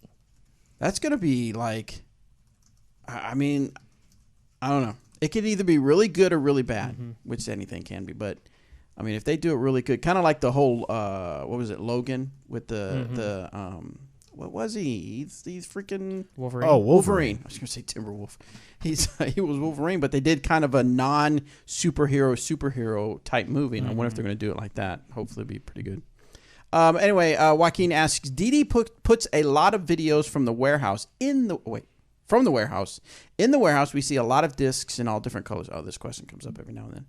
However, when I go to the DV website to purchase discs, there is generally only a very specific weight range and usually one or two colors to choose from. Can you provide some insight into why this is? I would expect you'd have a lot more product on hand since you are at the warehouse. I'm just curious. I'm a loyal DD thrower and love the product. So, real quick answer. There's actually two different companies, I'm sure for tax reasons and for LLC reasons and all kinds of stuff. There's two companies. There's Dynamic Distribution, which is the distributor for Westside Dynamic Disc Latitude 64 from Sweden to us, and we distribute it to the United States and other places. But then there's also Dynamic Discs, the retail store, which is our retail front. In order, that's the online ordering system. That's the store you physically walk in, or the online ordering. So the store we have here is kind of like the warehouse, or it is the warehouse for Dynamic Discs online. In order to function like businesses should, Dynamic Disc Retail has to purchase or order discs from Dynamic Distribution, just like every other retailer has to do. And in order to be fair to other retailers, we also have to order from the warehouse. Now, yes, we can come in and handpick, but the way we function, if you're within the driving distance and you want to come handpick your stuff for your store, you can do that. In fact, LS Discs does it, and of course, Trilogy does it. So anyway, that's the reason why everything that's in the warehouse isn't available on the online, because we have to keep them as two separate businesses. Hopefully that makes sense. And it's not like there's a very, very wide variety of colors in each mold either. You know what I mean? For the most part, you see a lot of different colors, but that's probably a lot of different molds you're seeing too. Oh, it's not just like these. This is the EMAC Truth aisle. It's right. So, but that's why, we'll sell out at the store, but we still have inventory at the warehouse. Well, we still have to go through a process of knowing how much to buy from the store to the. So we try to treat it as fair as possible. Or we treat it just like a store. Let's see. This will be a good one. This is from Trevor. Hey, guys, love the show. Keep up the good work. In ball golf, we've seen Tiger come from behind to win numerous tournaments. In disc golf, can any of you remember a time when you came from behind, maybe from the chase card, even further back, to win a tournament? Or do you have any stories of other disc golfers who have made a remarkable comeback to win a tournament? So I've never won a tournament, so I will pass.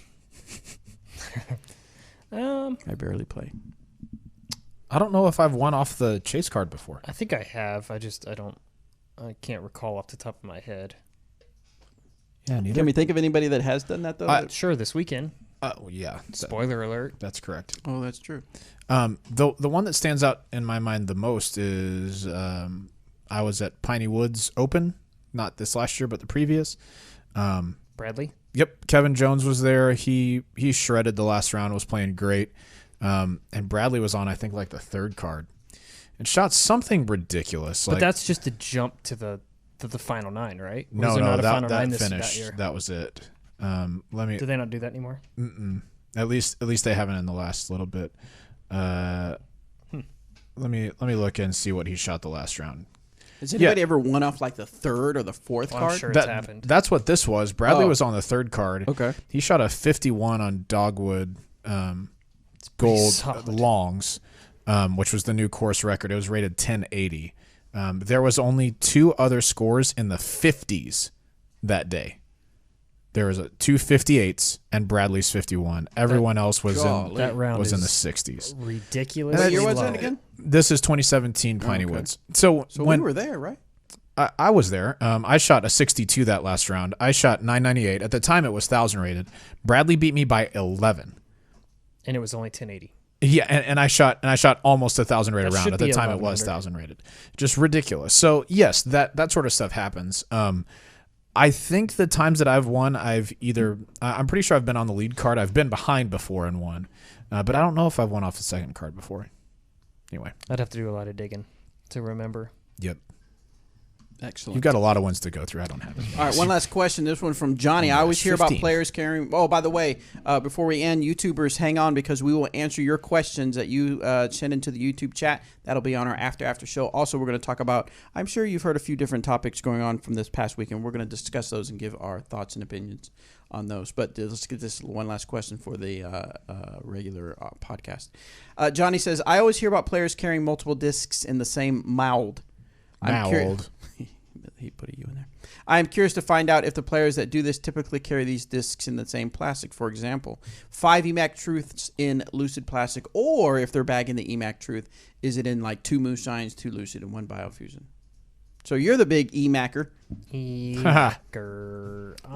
Do you have them in different plastics, or you prefer certain plastic? I prefer Lucid. Do you have any other plastic, even though that's what you prefer? Currently in the bag, I have a hybrid, but other than that, they're all Lucid. Because you typically, that's your go-to usually when you grab a disc, is you want to. What about the Raider? Since it's the Lucid's kind of, is it available yet? I can't remember if it's. If you go to Dick's Sporting Goods, yeah, that's right. Right now, the Raider, I have. I'm more leaning on my Fusion, but I have a hybrid in the bag as well. Do you have a Lucid at all? I have one, but it's not in my bag right now. Okay, that's curious. I'll have different plastics for sure. I don't just stick to one. For me, as long as it doesn't feel awful, like as long as it's not a super soft putter or something like that, I don't really care what plastic it is as long as it flies how I want it to. So Lucid, Fusion, Bio, you name it. If it flies how I want it to, I'm putting it in the bag. Yeah. For me, I have various plastics, but I prefer Fusion. I just prefer. I don't know why. Since I've been introduced to the different plastics, Fusion is what I prefer as far as the feel. Now, in some discs, if I'm thinking, wow, that's just a touch too overstable for me, I wonder what it would fly like. Not that. I would grab a Biofusion, and see how it flies and kind of throw it a few times, because Biofusion, of course, is the lesser of the premium plastics. And so it kind of beats in a little bit different than the other plastics. I am excited to see what the Raider is like in Biofusion. I am too. I know that we have those because we're going to have them for doubles match play. Right. But I have not thrown one yet, and I am very, very interested. Speaking of doubles match play, information can be found at discgolfmatchplay.com. Let me see if they've got that filled out yet. Disc Golf Match Play, go to Player Info Doubles. Yes. When is it? Local qualifying brackets start in July and go through August. That, again, is going to have some big prizes for the championship, $4,000 in dynamic disc credit per team. So, and we've also included, we heard your feedback, so we've included a doubles women bracket. See if we can get some awareness for the doubles for the women out there and get that going. All right, guys. Well, that's all we have the time for the regular show. Disc Golf Answerman, we appreciate you sending those questions. Remember, subscribe to DGAM Clips, and you will get some short, bite-sized chunks of these questions that come in. One thing I did forget to mention, Trilogy Challenges have started. TrilogyChallenge.com. Look for the event locations tab so you can find out where an event is near you. Disc Golf Experience in Colorado at the Broncos Stadium. Look that up at Disc Golf Scene and get signed up if you're in that area. It's worth a couple-hour drive. 3, 4, I'm sure 4 or 5 hour drive to go play in a stadium. That'll be cool stuff. Match Play Championships is coming up. Doubles is about ready for that registration. And the one thing I did forget to mention, but real quick, Eric, I need to play it, but Eric and Robert have been playing Disc Golf Valley. Oh, yeah, get on it. It is a mobile game, disc golf, and so far the reviews are great. Yeah, it's good. It's fun. In fact, I've seen a couple times people say it's the best disc golf play app out there. Whoa. Agreed. That's what I've heard. Whoa. The coolest thing that I learned just this morning is they have tournaments. So literally, you're playing in a tournament. Eric told me it's like you have like 24 hours to play. So it's like you got to get in there and play the tournament. And you can compete with people all over the world. Correct. So I think that's pretty cool. So I need to get on there. I don't know the backstory, but I know that Latitude 64 obviously has a stake in it, or at least a piece of getting it out there. But I thought that was pretty cool. Yeah. So Disc Golf Valley on the Apple App Store or the Google Play Store. I saw on the tournament listing earlier, I saw Johannes on there. I don't know if it's Johannes. That's like Steve. But if it is, that's like Bobby. You're playing with some Robert and Latitude 64 employees. Yeah. Oh, you get to play with some employee? Yeah, maybe. I don't know if that's Johannes, the one that we know or not, but if it is, can you can make your username whatever you want, or is it tied to like Facebook I think it's tied to your Google account. Email. Yeah. Oh, your Google email. Okay. So depending on what yours is. Yeah. Okay. Cool. All right. Did you just think about starting your own? Yeah, my own CoolDaddySlickBreeze. Let's see. So what we're gonna do is we're gonna take a break for. Okay, we'll say our goodbyes on the audio. Thank you so much for tuning in. We'll see you next time. Bye. Hey, bye. All right, so on the YouTube, people hang out just a second. My batteries are getting ready to go out on my little wireless camera link, so I'm going to go plug those in and get those plugged in so they won't go out all the way. So hang tight on the Speaking of hanging tight, I'll be right back also. Yeah. It says pause live. It's paused for me. It is? Oh, yeah. Oh, there it is. Yeah, 210. Restart. It's down to 69. Nice. We back. All right, we are back. Oh man. So now I don't know. I may have to drive. To what? My flight got canceled.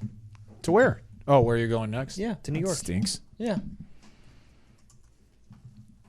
How do we lose so many? As soon as they see that spinny wheel, they're like, "Man, I'm out of here." What is this? Disc Golf Pro Tour? Ha! Ha! Ha! All right, we're going to start the recording for the after show. Here we go. All right, welcome to the after show. Close. I did it different that time. No, yeah, but that's just 2 times copyright infringement. Oh, I see. We'll get a bill from Terry and Johnny, I am sure. Is Johnny V even still on? He is. All right, so a couple of topics that we're going to talk about is I would like to talk. Oh, see, we're back to 171, so those people hopped on board. Thank you so much. Thank you. I definitely do want to talk about the Adam Hamas Close. situation, where he allegedly. It's not allegedly. There's no allegedly I about wanted it. to sound official. No, that makes it sound less official. Oh, okay. Where he hit the camera or smacked the camera. And then we might briefly talk about the little Eagle McMahon. But if you have questions that you wanted to get that based off what we talked about on the first part of the show, put them in the YouTube chat and we will try to get to them. But yeah. Oh, and we're going to talk about see what's trending on YouTube and Twitter. Did you guys like that? I forgot to ask. That was fun. Disc Golf I enjoyed that. Although, depending on what's trending, maybe it makes us look like idiots. That's fine. Well, but we kind of do that on our own. Right. The shoe fits. That just encourages us to be more cultured. If the shoe fits. Okay, do you want me to start in on the Hamas Speaking thing? of fitting shoes, I think it's time to go back to an outlet. Yeah, it is definitely time. Well, Shay and I bought a house, so we got to probably save our money a little bit. Did Bobby buy the house next door? I sure hope so. I don't know if it's or on is the he market. moving into your house? There have been talks. We've talked about having Bobby occupy our basement. Okay. All right. Oh, It's full. It's a full, like, it's a done, like, finished basement. So it's not like, he'd be living like a Neanderthal or anything. Right. The thinking is that it might work out in a situation because, like, I don't want to sign into another lease and then something come up because my lease ends in a couple months. So anyway. Right. And we'll be moved in by then, so it shouldn't be a problem. Right. Let's see. Should all video cameramen work together and share footage so not 4 cameras on one person saying, wait. So this is a question. Should all the video cameramen work together and share footage so not 4 cameras on one person same angle and they could show other card angles? So, Doc, first things first. What's up, Doc? I have not moved away from Bobby just yet. Shay and I have been thinking about looking for a house for a little while. We sold our house in Austin, so we found one that we think is going to work well for us. We're moving out a little before Junior Worlds. Then I'll be gone. I'd love to help you. Dang it, man. Then He said with so much regret. then we will have moved away from Bobby. But like we said, Bobby's lease is up a little bit after that, so he may come and live with us for a little bit while he figures out what he's going to do. But with first of all, with live, it's not always 4 cameras. Usually live is, I think, 3 at most with what we do. And I think there maybe is a little bit. There could be a little bit of freedom to send one camera to another card if someone's playing really well. But Well, they kind of did that. Yeah, and they do that sometimes. But for the most part, I think just getting different angles on the shots is the best way to go as we have it right now. All right, so That's what I think. we're obviously going to start talking about the I was Adam, going to ask which before is you go any fine. further. No, yeah. but wouldn't that cost a lot more money? What? Getting like more cameras. Oh, of course. Yeah. And what about the output? Would that affect anything? I don't know. I mean, I'm sure if you have another camera pulling whatever's down. I'm sure that's true. So, Doc, I don't want this to sound like I'm picking on you or pointing, whatever, or picking on you, because your sentiment is similar to what I hear a lot, and I've heard a lot over the years. Now, of course, the only live I've ever done was being around it a little bit. I've never done the camera work for live. I've never done anything other than observe it. Now, I was part of Disc Golf Planet when they were live, but I did a lot of their feature stuff, which is post-produced that they would include into live. So anyway, I'm giving this based off my experience as a cameraman doing tournament coverage. A lot of times we hear sentiment from people that aren't in the trenches doing the video work. Well, why don't you guys just do this? Well, how come you guys just do this? Well, a lot of times we would love to do that type of stuff. Right. We would love to have coverage similar to PGA where there's 30 some odd cameras and we're able to cover all kinds of different angles, but we're just not there. We're just not there yet. So the sharing of footage and things like that is a lot more complicated than it thinks. There's a lot more going on behind the scenes. You've got camera crews where there's 30 TV monitors watching what's happening, and there's a production crew where there's literally 5 people running just a few holes and producing that. So anyway, it's a lot more complicated than you think. Now, I would like to address a couple of sentiments that I have seen on the page or on the whole thing. Now, if you haven't watched it, again, total spoiler alert, spoilers will be all over the place in this particular show. So if you have not watched the coverage and you're still listening and you don't want to be spoiled, it's impossible at this point. What we're going to talk about, yeah, you're spoiled. I feel like it's impossible. People have to have known. So from what I watched from the footage, if I can kind of paint the picture, I'm not the greatest, but I'll try to paint the picture. The cameraman was set up. And they create this funeral pyre, and then the cameraman was set up to capture the shot, and I can't remember if it was hole 12, 13 or 11. No, it was 12 or 13. We'll find it. One of the holes on there. And Adam was throwing his flick shot, and he threw it into the OB. And the cameraman was set up for the shot, and as Adam's walking toward he throws OB. He throws OB, and as he's walking back toward the bench or whatever is there behind the tee pad, the cameraman swivels to follow Adam to see his reaction to his bad shot. And Adam pushes the camera out of the way so that it's not on him. And then a little bit of something was reacted to by the people in the booth. And then, of course, later on, I find out that there was a lot of controversy with that in the chat. 13 was right. It was 13? Okay. Yeah. So here was so I saw Adam's post on Facebook, and I immediately thought, what the heck? Why would a cameraman do all that? What is going on? So I found the spot, and I think the tournament was, no, the obvious tournament hadn't been over, but I watched the spot, and I literally, as I finished watching, I thought, what was the big deal? I didn't think it was. No, it wasn't as big of a deal as they made it out to be. I mean, what I was visualizing was the cameraman running up to Adam, shoving the camera in his face, and Adam just shoving the cameraman to the ground. That's what I thought too. Right, and when I watched exactly I thought, okay, the cameraman simply swiveled, which I've been in that spot where you want to get the best shot you can get. And you aren't sometimes uncomfortably too close, but you have no other choice as a cameraman. Well, that if you actually watch the footage, that particular T-pad, it's tight. It's super tight. Like you can't stand much behind it. Like that's why he was so close. Sure. And he didn't the cameraman didn't move the camera to his face. Like Bobby said, he swiveled, panned. Right. And I think a little bit, because I wasn't there, so I can only speak off what I saw. But I think there's a little bit of blame on both parties, I would say. Heat of the moment got to Adam. Oh, absolutely. Because he played bad. But you throw a bad shot, just walk away. Don't just... They're going to obviously want to get you on camera. Right. They're going to want to get your and that's another emotion. Thing. A lot of people were saying, and that bugged me quite a bit when people are like, the cameraman should respect. Just let him be. They shouldn't show that. No, they absolutely you want should to show see that. Yes. Just like people rubberneck at an accident. Now, obviously, I'm not equating. It's like a train wreck. Right. It's like people want to see what happened. They want to see those emotions. So don't give me that whatever that we should stay out of their space as cameramen. We want to see it because we know you want to see it. Mm-hmm. Just like the other side of the coin. If he had made an ace on that, you want to see them react and have high fives. Yes. People love that. In fact, ESPN, one of their criteria, I believe, usually or at least to be, when you turned in an ace footage, they specifically want crowd reaction because it's that emotion that causes the viewer to engage with what just happened. Right.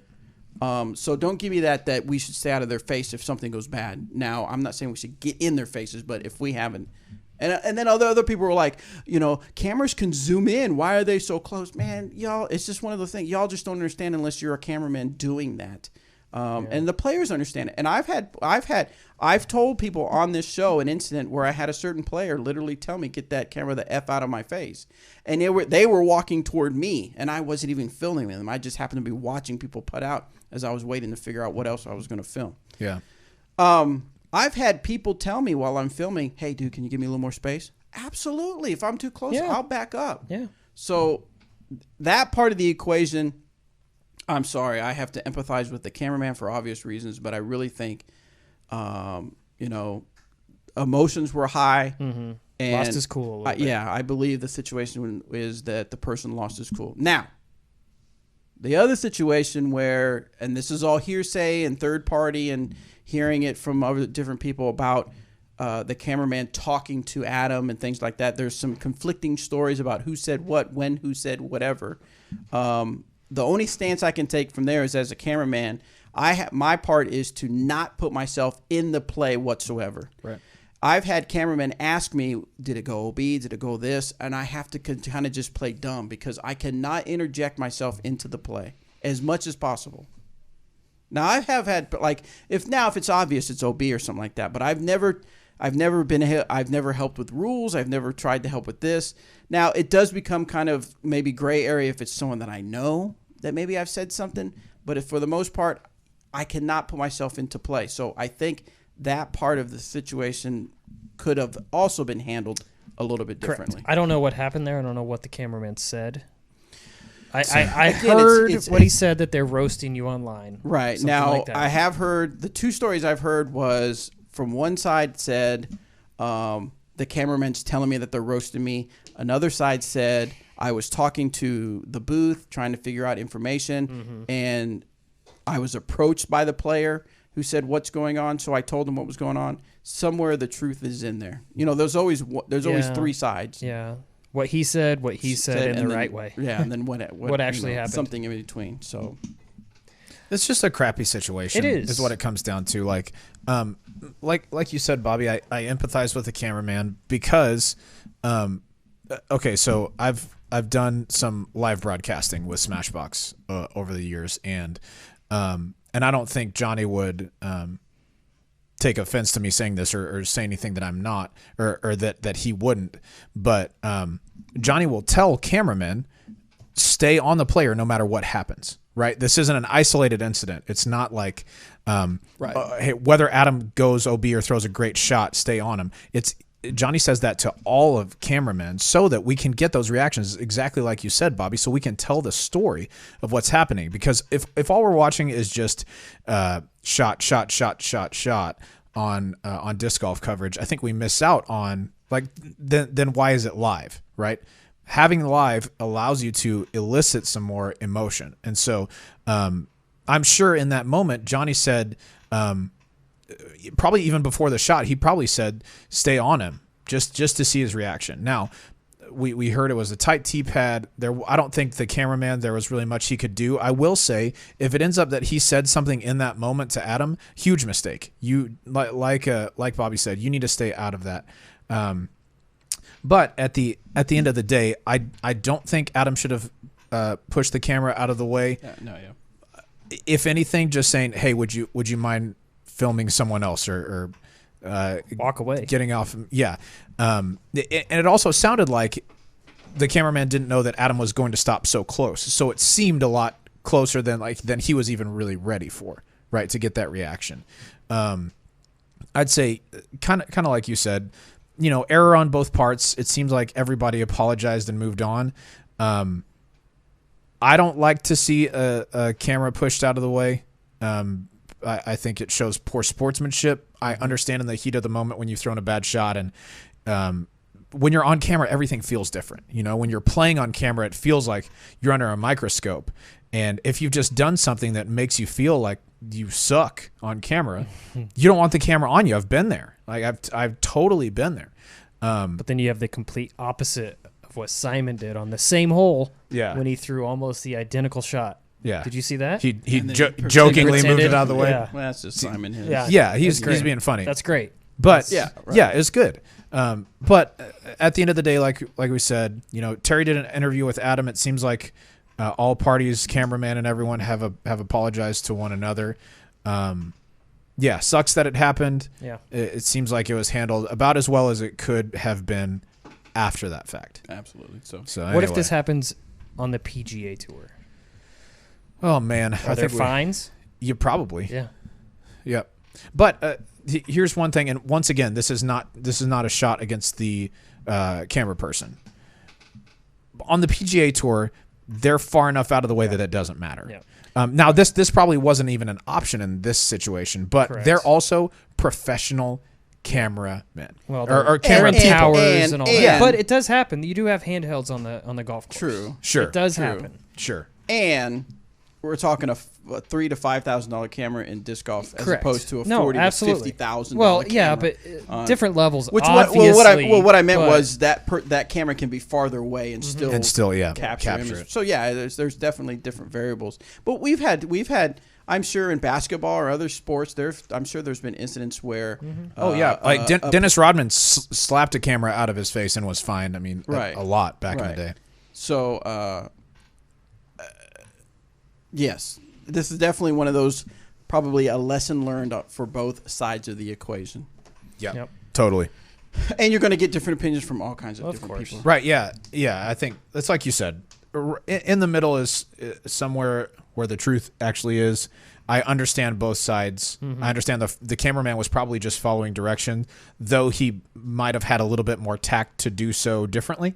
But everybody's learning. Yeah. Same with Adam. He wasn't expecting it to be right in his face when he turned around.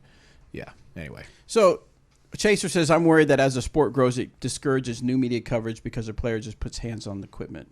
in my opinion, Chaser, I would have to completely disagree with you. That this is not going to stop anybody from grabbing it. In fact, this may encourage people to grab a camera and start filming because it gets the publicity and stuff. Yeah. No, that's not going to stop people from filming. It's not going to stop Terry or Johnny from wanting to cover live coverage. There's no way. I think there just has to be an understanding and we're not there yet, but maybe at some point, like Robert stated about, you said Rodman? Dennis Rodman. Dennis Rodman swatted a camera out of his face, and what happened? He got fined. Maybe it comes to that type of situation in disc golf. Now, I'm maybe talking 5-10 years down the road. But, at least. Yeah, so, but anyway, so that was the situation. That's our take on it. Yeah, just unfortunate all the way around. Resolved. We can move on. Somebody asked about... It's not like he punched the cameraman, by the way. I think yeah. we should clear that up. Someone did ask about our portable basket, and that is an interesting question because we are coming out with a new Scout portable basket. There hasn't been any dates on that, right? Because we're still like in the final stages of production. But very soon we're going to have our own foldable portable basket. Would you call that a mesh nylon? No, mesh canvas. I'm not sure the material, but it's going to be a lightweight portable basket that you can fold up and put in the back of your car or something like that and take to different places. I can't give you a date, unfortunately. Any questions outside of what we just talked about? We said we were going to say something about Eagle on 18. Yeah. Okay, so I'll just make sure there weren't any other questions. So the other situation that we can briefly talk about is Eagle McMahon on hole, did you say? 18. 18. He missed a 8-footer. No, it was like 12. Or 12-footer, 15 I'm sorry. maybe. 12, 15-footer. Almost a gimme for guys like that. Right. Elevated basket, but still. It was a gimme. It was one that he makes 9 out of 10 times. Yeah. Maybe even more than that. Yeah. He missed it, and his reaction was he kind of did a back, not a somersault. Somersault, that's the word I was looking for. And then sat up next to the wall that was there, the man-made wall. And then as he was getting up, he pounded his elbow into the ground on his mini in obvious frustration. On his disc, but his disc? whatever, Okay. yeah. Out of frustration. And again, this was another one that I saw blow up on Facebook, and I had to go watch for myself. This is my take on it. I watched it live. You watched it live. Mm-hmm. My take on it was he out of line? Sure. But you can't. I have a feeling that what's happening is these people are being put up on pedestals because they're the ones on camera, they're the pro, and they have to almost act as if they cannot have any emotions. My first reaction was, what's really the big deal? Well, that was not mine for sure. Then as it sunk in and realized what had happened, I thought he could have handled it much better. But I tend to give them a little more leeway because I can empathize with the frustration. That has to be frustrating to have missed that type of putt. And from what I believe, that was an important putt to make for the way he finished the round. So I almost give him a pass on this one. If it were up to me, I give him a pass. I'm sure if it were up to me, I might give him a talk to and just say, hey, could have handled it much better. Just next time. He knows that. Yeah, I'm sure he knows that. Sure. Yeah. But I don't think he deserves the backlash that he's getting on social media. That's just my opinion. What are your all's take? To me, that's it. That's social media. Right. No matter what he did. Sure. In that situation, he's going to get reamed. I personally believe. Was it out of line? I don't know. It's a weird situation. I mean, I watched his entire first round as well when it was in the rain, and he was being pretty dang mopey that whole round as well. Like throwing a bad shot and then the next hole just stepping up and throwing a shot didn't matter. Didn't take his time, that kind of stuff. So it's really frustrating to see that attitude out of these top players, but I understand why he's upset. I mean, the putt that he missed basically cost him the win. Yes. Yeah. He didn't know that at the time. He did not, but he did know at the time that this is to be one ahead of Drew and to be, 3 ahead of Simon with 3 holes to go. Battery's down on that one. For the most part, it was definitely for the win. I mean, in his eyes, he knew how important that putt was. So, I don't know. It was...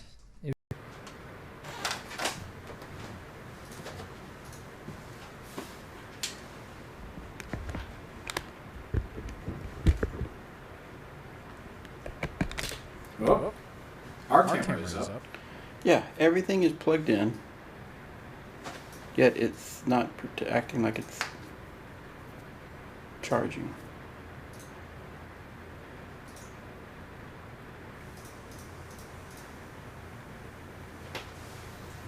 Or is it? They're getting echo now, they said.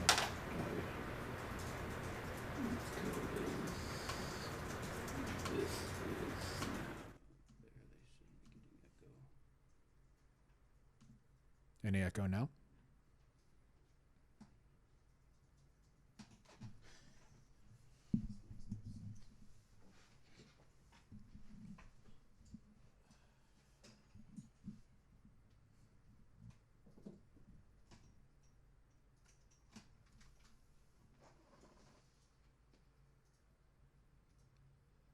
Buffering with echo. Okay, cool. All right, we are trying to get this figured out real quick. Bobby's running around. You want me to just keep going, Bobby? All right, y'all can hear us. Can I get some thumbs up in the chat if you can hear us, please? Please.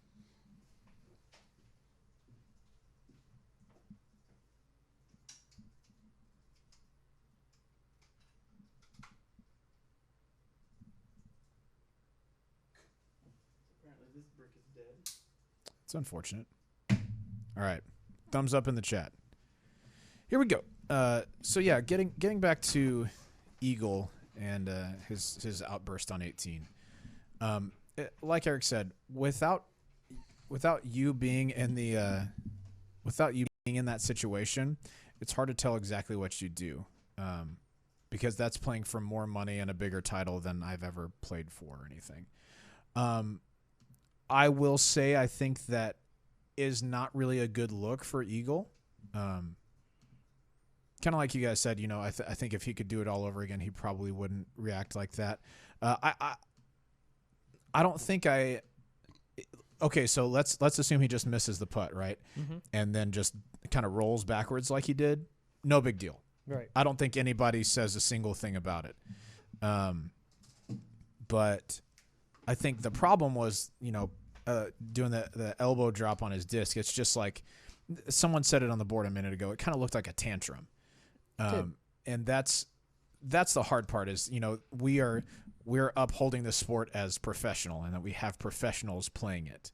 And then we see somebody with an outburst like that, and it just really doesn't look good on disc golf. And I think, like you said, if Eagle could do it again, I think he probably would do it differently. But it made me think of watching Sergio Garcia when he gets stuck in a bunker or something like that and just hits his club into the bunker a whole bunch of times or drives his putter into a green. It just doesn't look good for the sport nor for the player. I understand that that's a stressful situation. And I don't know how I would act in that situation because I've never been in it. But players who handle those situations well, and by well I mean who control their emotions, who still hold their head up, and it seems like they're just saying like on to the next one. We usually hear, we kind of respect those people. We see those as people who've handled that situation well, I guess. I don't know. It's a tough one. It really is. I don't think it was the worst thing that ever happened, but I do think it could have been handled better. So there you go. Nice. Now my camera's out. Is that up here? Oh, this isn't even plugged in, is it?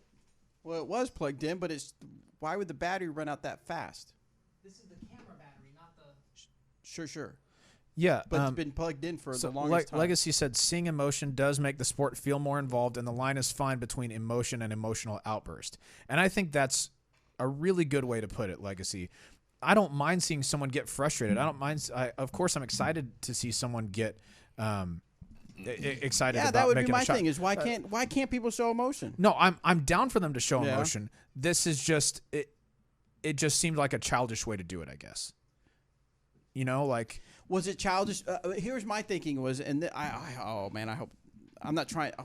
This may come across bad. This is for me nothing against Eagle. I respect Eagle. I think he's a fantastic disc golfer. I just think this moment wasn't his best. Right. No, I'm not saying that this was a shining moment, but Did it look like a tantrum because it was Eagle, or It would have been anybody. Anybody. Any person who did this, I would have said the same thing about. I like Eagle, and there's certain disc golfers who are more prone to showing emotion on the emotional outburst side more than others, and I would have said the same thing about their outbursts as I would have, like, say Chris Dickerson did this, who almost never shows any emotion ever. It's still an outburst. It's still ill-advised, I think. Yeah. I don't think it's the worst thing that ever happened, but in that situation, I don't think it was great. All right, moving on. We don't have much time because we got. Guess what we're going to do, guys? Right after this, we're going to do commentary for the Trilogy Challenge that was between Eric McCabe, Robert McCall, and Bobby CoolDaddySlickBreeze. Yeah, So, with some stuff on the line. Yeah, Danny had. Speaking of which, What was on the line? Who lost? it's a spoiler. Spoiler! We don't want to spoil it. We have to talk about it on the show. Put in the comments who you guys think won. So Danny was edited that together. Bobby won. And we're going to do the commentary and then have that out probably by the end of the week. Mm-hmm. Excellent. All right, real quick, let's do some trending topics. You need theme music. I do. I need some theme music. What is trending on Twitter? Rocket Man. Do you guys know what that is? Oh, yeah, the movie. Yeah, the movie about Elton John movie. I was going to say John Denver. John Denver. It's very John close. Denver is full of. Oh. The documentary. Well, I wouldn't call it a documentary. I'm sure it's a very glorified account of Elton John and his career.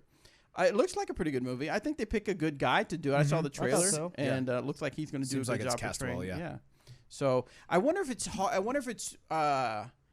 weird to have something like that come out while you're still alive.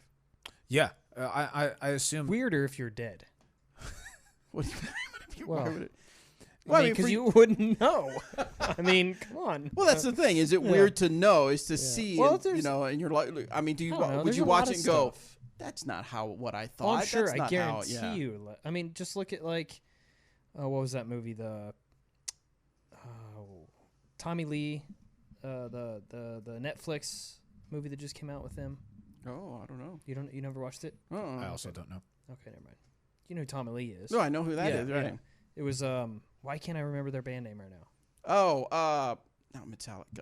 Motley Crue. Motley Crue. It was I can't remember what the name of the movie was, but it was Now I know what you're talking about. based I haven't off watched it, though. them, Yeah. their life, their tour in the beginning. So it's kind of similar. Right, but that's what I'm saying. What would it feel like to watch a movie about your life? I think that'd be weird. Why? Obviously while you're alive, but knowing that you're watching it. Now, I did remember an interview of Tom Hanks on a talk show. Bosom buddies. Huh?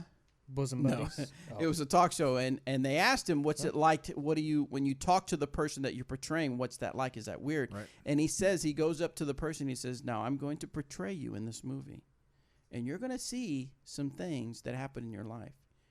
You're also going to see a lot of things that didn't happen in your life, but that's Hollywood." And so Right. I thought that was an interesting how Tom Hanks handles that. It's like, you're going to see me portray you, and there's going to be a lot of stuff that didn't happen, but we put it in the movie. Yeah. Forrest Gump. Yeah. I feel like there's obviously a lot more freedom if the person has passed away already, because then you're not going to offend them, right? That's true. Because so let's talk about the Elton John movie. Somebody in the chat said this too. Let me scroll back up. I don't remember. Daniel says people are upset there was too much drug use or not enough drug use. So I assume in Elton John's life there was a bit of drug use along the way. I know. So if Elton was deceased, then you don't have to worry about offending him with that. Like you could tell the truest story as you see fit, or you could go way the other way and say there was way too much. So yeah, I do think there's a fine line to be walked when you're making it's not really a memoir because the person's still alive, but something like that about a person who's alive. Gotcha. Yeah. Gotcha. What else?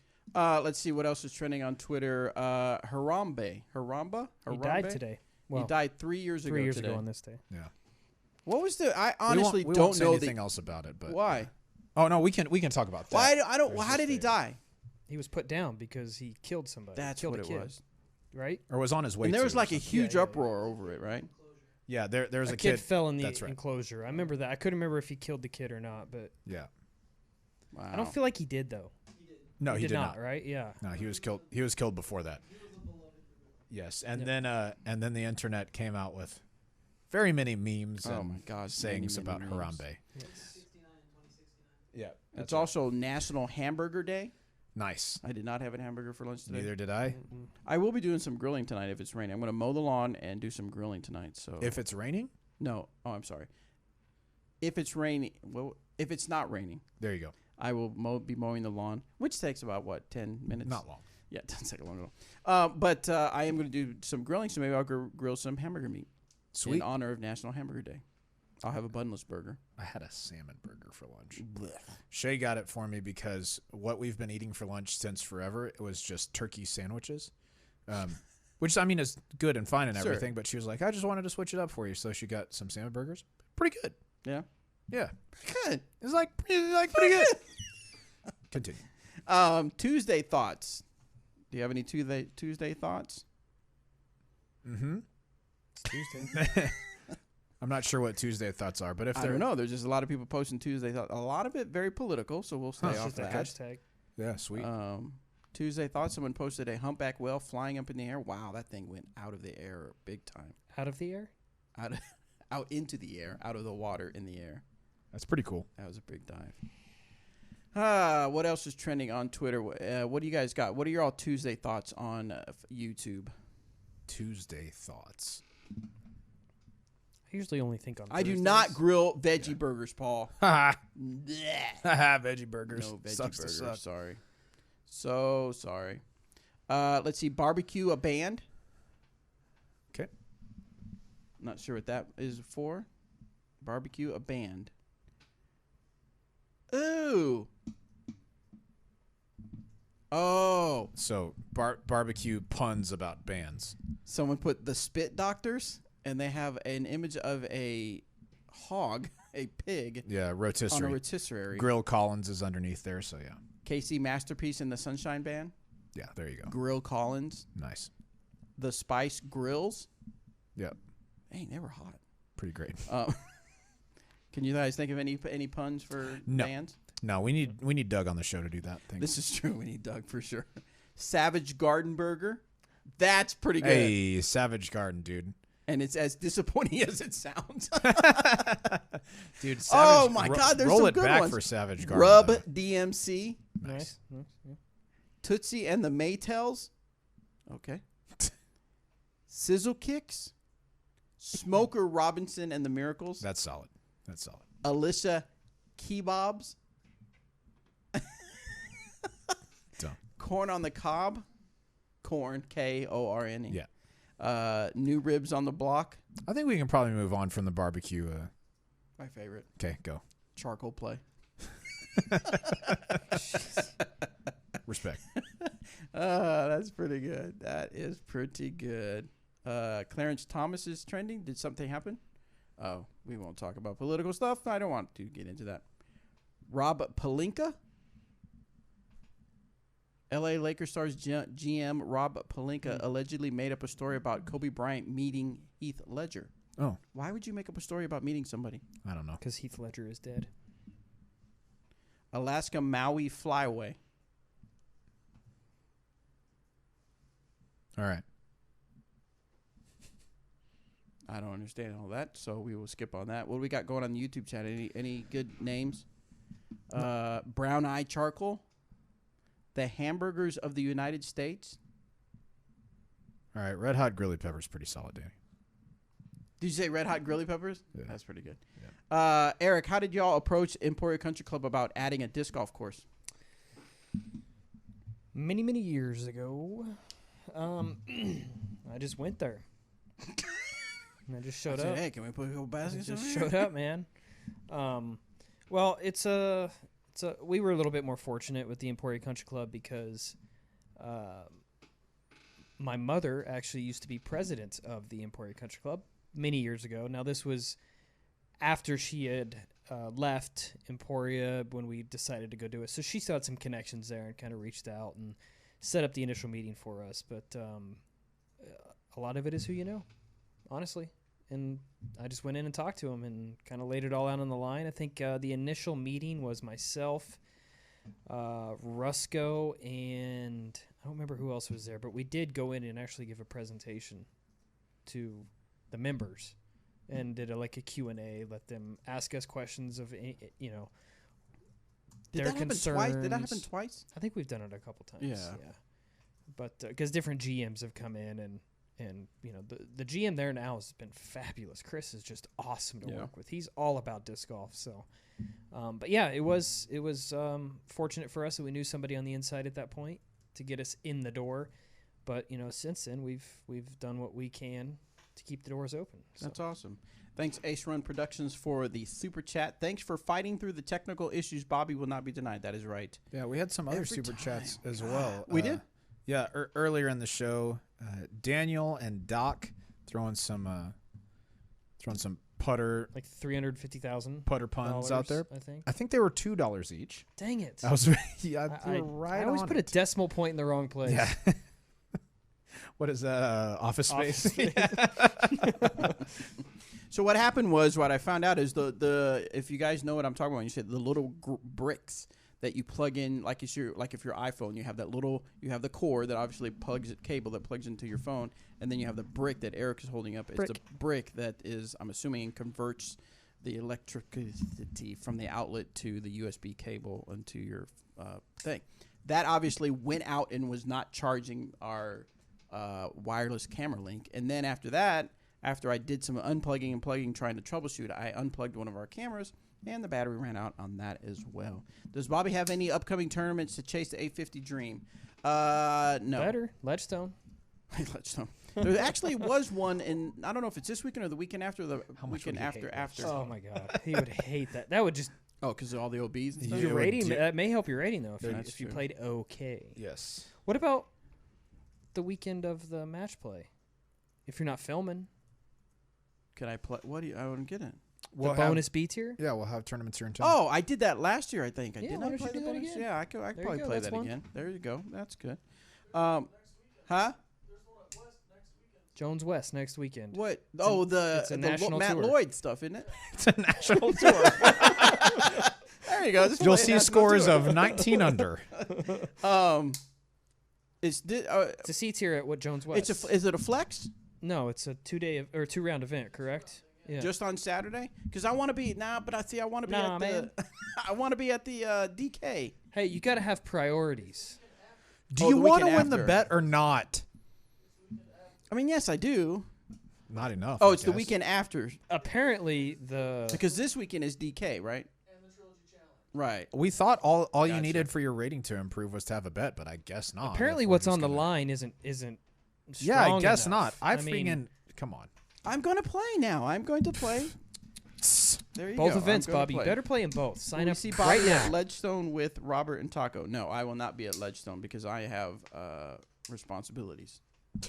Boom, roasted. No, I'm not going to be there. Is there still spots available at Ledgestone? I'll be driving the RV, thanks. I don't know the answer to that. Let me look. All right, let's hop over to YouTube, see what's trending on YouTube. Lance Stewart lost official music video. Don't care.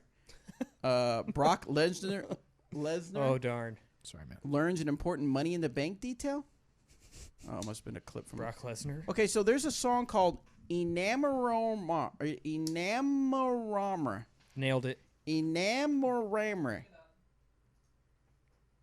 Kim Leo. Can you turn it this way a little bit more? It's okay. Yes, that is enamorarme. Enamorarme. Enamorarme. Because it's Spanish. You're Spanish. No, I'm Spanish. Enamor. What does that mean? Enamored? That means something like love me or I will love me. Say that you love me. To be enamored by me. There you go. There you go. See, I was right. Enamored. But the category. See, I was right after I said it incorrectly a lot of times. The category is space music. Okay. That's what it says. Sweet. Kind of like Lonely Island. Yep. The Spurs look very bad after Kahi takes the Raptors to the NBA Are you Finals. serious, dude? Kawhi. What did you call him? He said Kahi. We got Malachi. We got Euro technology. and we got freaking You Kahi. could just call him Leonard. If Why you didn't you like. call him Kahi Leonard? Leonard? You guys have maybe have noticed. I don't care. Anyway, he takes the Raptors to the NBA Finals. Why does he look very bad? Let's be honest. It's Drake that took the Raptors The to the Spurs. finals. Kawhi was on the Spurs in previous years. Okay. He demanded a trade, got traded, and took the Raptors to the finals for the first time, I think. That's their first time ever going to the finals. Yes. Yeah. It's because of Drake, though, not because of Yeah, it's because of Drizzy. Mr. Leonard. I feel like that's probably enough YouTube stuff. We're heading off the rails here, and we got some commentary to That's do. what the after show is We all just about. started. Seafood boil with It's My But you're not Lovely wrong. Mimi from Wild and Out. Seafood boil. Wild When are and we Out. going to do our taco show where we just eat tacos? I'm interested. Hey, YouTubers, let me know. Just waiting on you, Bobby. If it was just a show of us eating tacos and talking about the tacos, the video, would you watch it? The problem with that is, You don't like tacos. are you kidding You don't me? enjoy eating. What is it? Which is it? There's 3 places to get tacos in Emporia. I know. We can judge those. And one of very those is quickly. Taco Bell. What if it So- transformed into other foods? What if it's foods of Emporia? Okay, I like that. We would have 2 more stops. I like that. I like that. No, Yeah, there's let's- tons of places. Yeah, let's consult Kahi Leonard and see if he's interested Oh, in I joining bet he too. would be. I bet he would. He's, Oh, he's a Bobby. no-name. Yeah, he's a no-name fellow. Always interested in public appearances. Oh, I thought he wasn't happy to be a Toronto too. Yeah, and then he's crushing. we got yes, no, Tifu, probably yeah. not. What? I was watching some shows where they just literally were just eating food and talking about their food and thousands of views. We could do that in Emporia. We could do like hit up Radius, Doobies. But we would get the food and bring it back here. Yeah, of course. It would have to be after hours because it's obviously not quite disc golf related. It's going through Dynamic Discs YouTube channel though. Well, we wouldn't probably put it on Dynamic Discs YouTube. The one time though we did. Remember we had Devin and Joel had the nugget taco eating. nuggets. Oh, the no, taco eat- nugget was- eating. Nugget eating. We went live on DD's YouTube channel. Do remember that? Worth it. All right, Commentary? commentary. Let's. Man, Robert's in a hurry. I'm not in a hurry. I just. you know. AirPod alternatives. Okay. Did you guys hear about the new Beat headphones? No. There's like $250, but they're supposed to be better than the AirPods. Yep. I can see that being true. Are they full-on headphones? No, they they go just in your little ear and they guy? wrap around a little bit. I So have some of those old ones that they like wrap around. Are they wireless? No, they're old. I said. Oh, that's right. You're old. I am. It's I'll never be as old as you. Hateful. That's true, though. 2020 iPhones Excite Touch ID 3 best iOS 13 concept. Huh? Can this chef make a 3-course meal in a microwave? Why couldn't you? Probably so. Living my last 24 hours with $40,000. If you had $40,000 to spend and you only had 24 hours to live, what would you do? Gosh. What did you say? DD store. Especially with the discount, huh? Your team allotment. 40 grand? You had $40,000. I'd go put it all on red. He's actually wearing a red jacket. What would you do? I Do you remember that movie Brewster's Million? Mm-hmm. Do you remember that movie? He had 300. He had to spend $30 million in 30 days or something like that. Yep. And then if he did it, he got $300 million. Yes. What? I could do that so easily. Same. Just go buy something that costs that much. Let's see. How much are they selling huge robots for? I would just go out to a nice dinner and then tip really big. Yeah, there you go.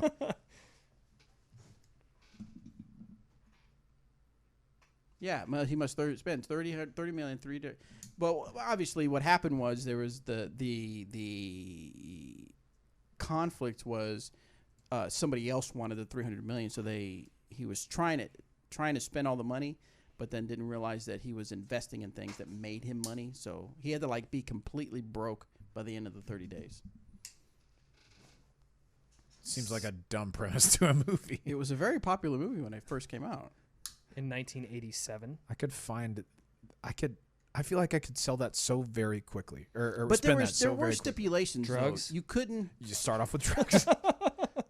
Complicated You would set be of broke. rules. Oh, he couldn't donate too much to charity or retain any new assets when the period was up. So you couldn't go buy a super expensive But house. you get $300 million afterwards. right.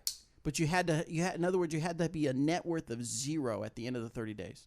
Oh, you had to give away all your stuff too. Well, you couldn't give it away to charity though. Right, you couldn't give it away to charity. I'm saying, but like, okay, so I couldn't own any clothes afterwards. Yeah, because I think he had to have the clothes he started out with. But like that's all you could have. So like you couldn't own your house. You couldn't have your car. Forbid him from donating too much to charity or retaining any new assets when the period was up. So he could have all his old stuff. Right. Great. So buy 1,000 cars. He can't. Why? He can't buy within the 30 days. You can't, at the end of the time period, you couldn't have any assets. Yeah. Then you give those away. But then that would be giving to charity. So then that would be an buy asset that 30 you give cars away. and then you wreck each It one would of them. become your asset. Did you say wreck each one of them? Demo derby. Give me the money. Call all your friends. I would have the biggest demo derby with like Lambos. Mark, if you don't like the show, you can turn it off. Wow, hateful. Just keeping it real. What'd Mark say? Why is this show a thing? Hey, but speaking of the show, you want to do commentary? No. Okay. I want to know how you'd spend $30 million, Mr. I could do it so quickly. I just said. Yeah. Cars Demolition Derby. Boom, roasted. Done. Oh, you had to spend $30 million without spending it on yourself, but not just giving it all to charity. I knew there was other stipulations in there. Anyway. All right, Robert has his heart set against commentary. Against it? And Mark has made us feel like we're dumb, so Thanks, Mark. thanks, Mark. Appreciate it. Hopefully we can come into your job and ruin your day. I kid. It's hateful. I'm just kidding, man. No, you're not. No, I'm not, but anyway. So we're going to get it from here. Thank you so much for tuning in. We're going to do some commentary on our Trilogy Challenge. We love you guys. Thank you so much. Where is the place where I can end the stream? Oh, we are already ended. No, we're not.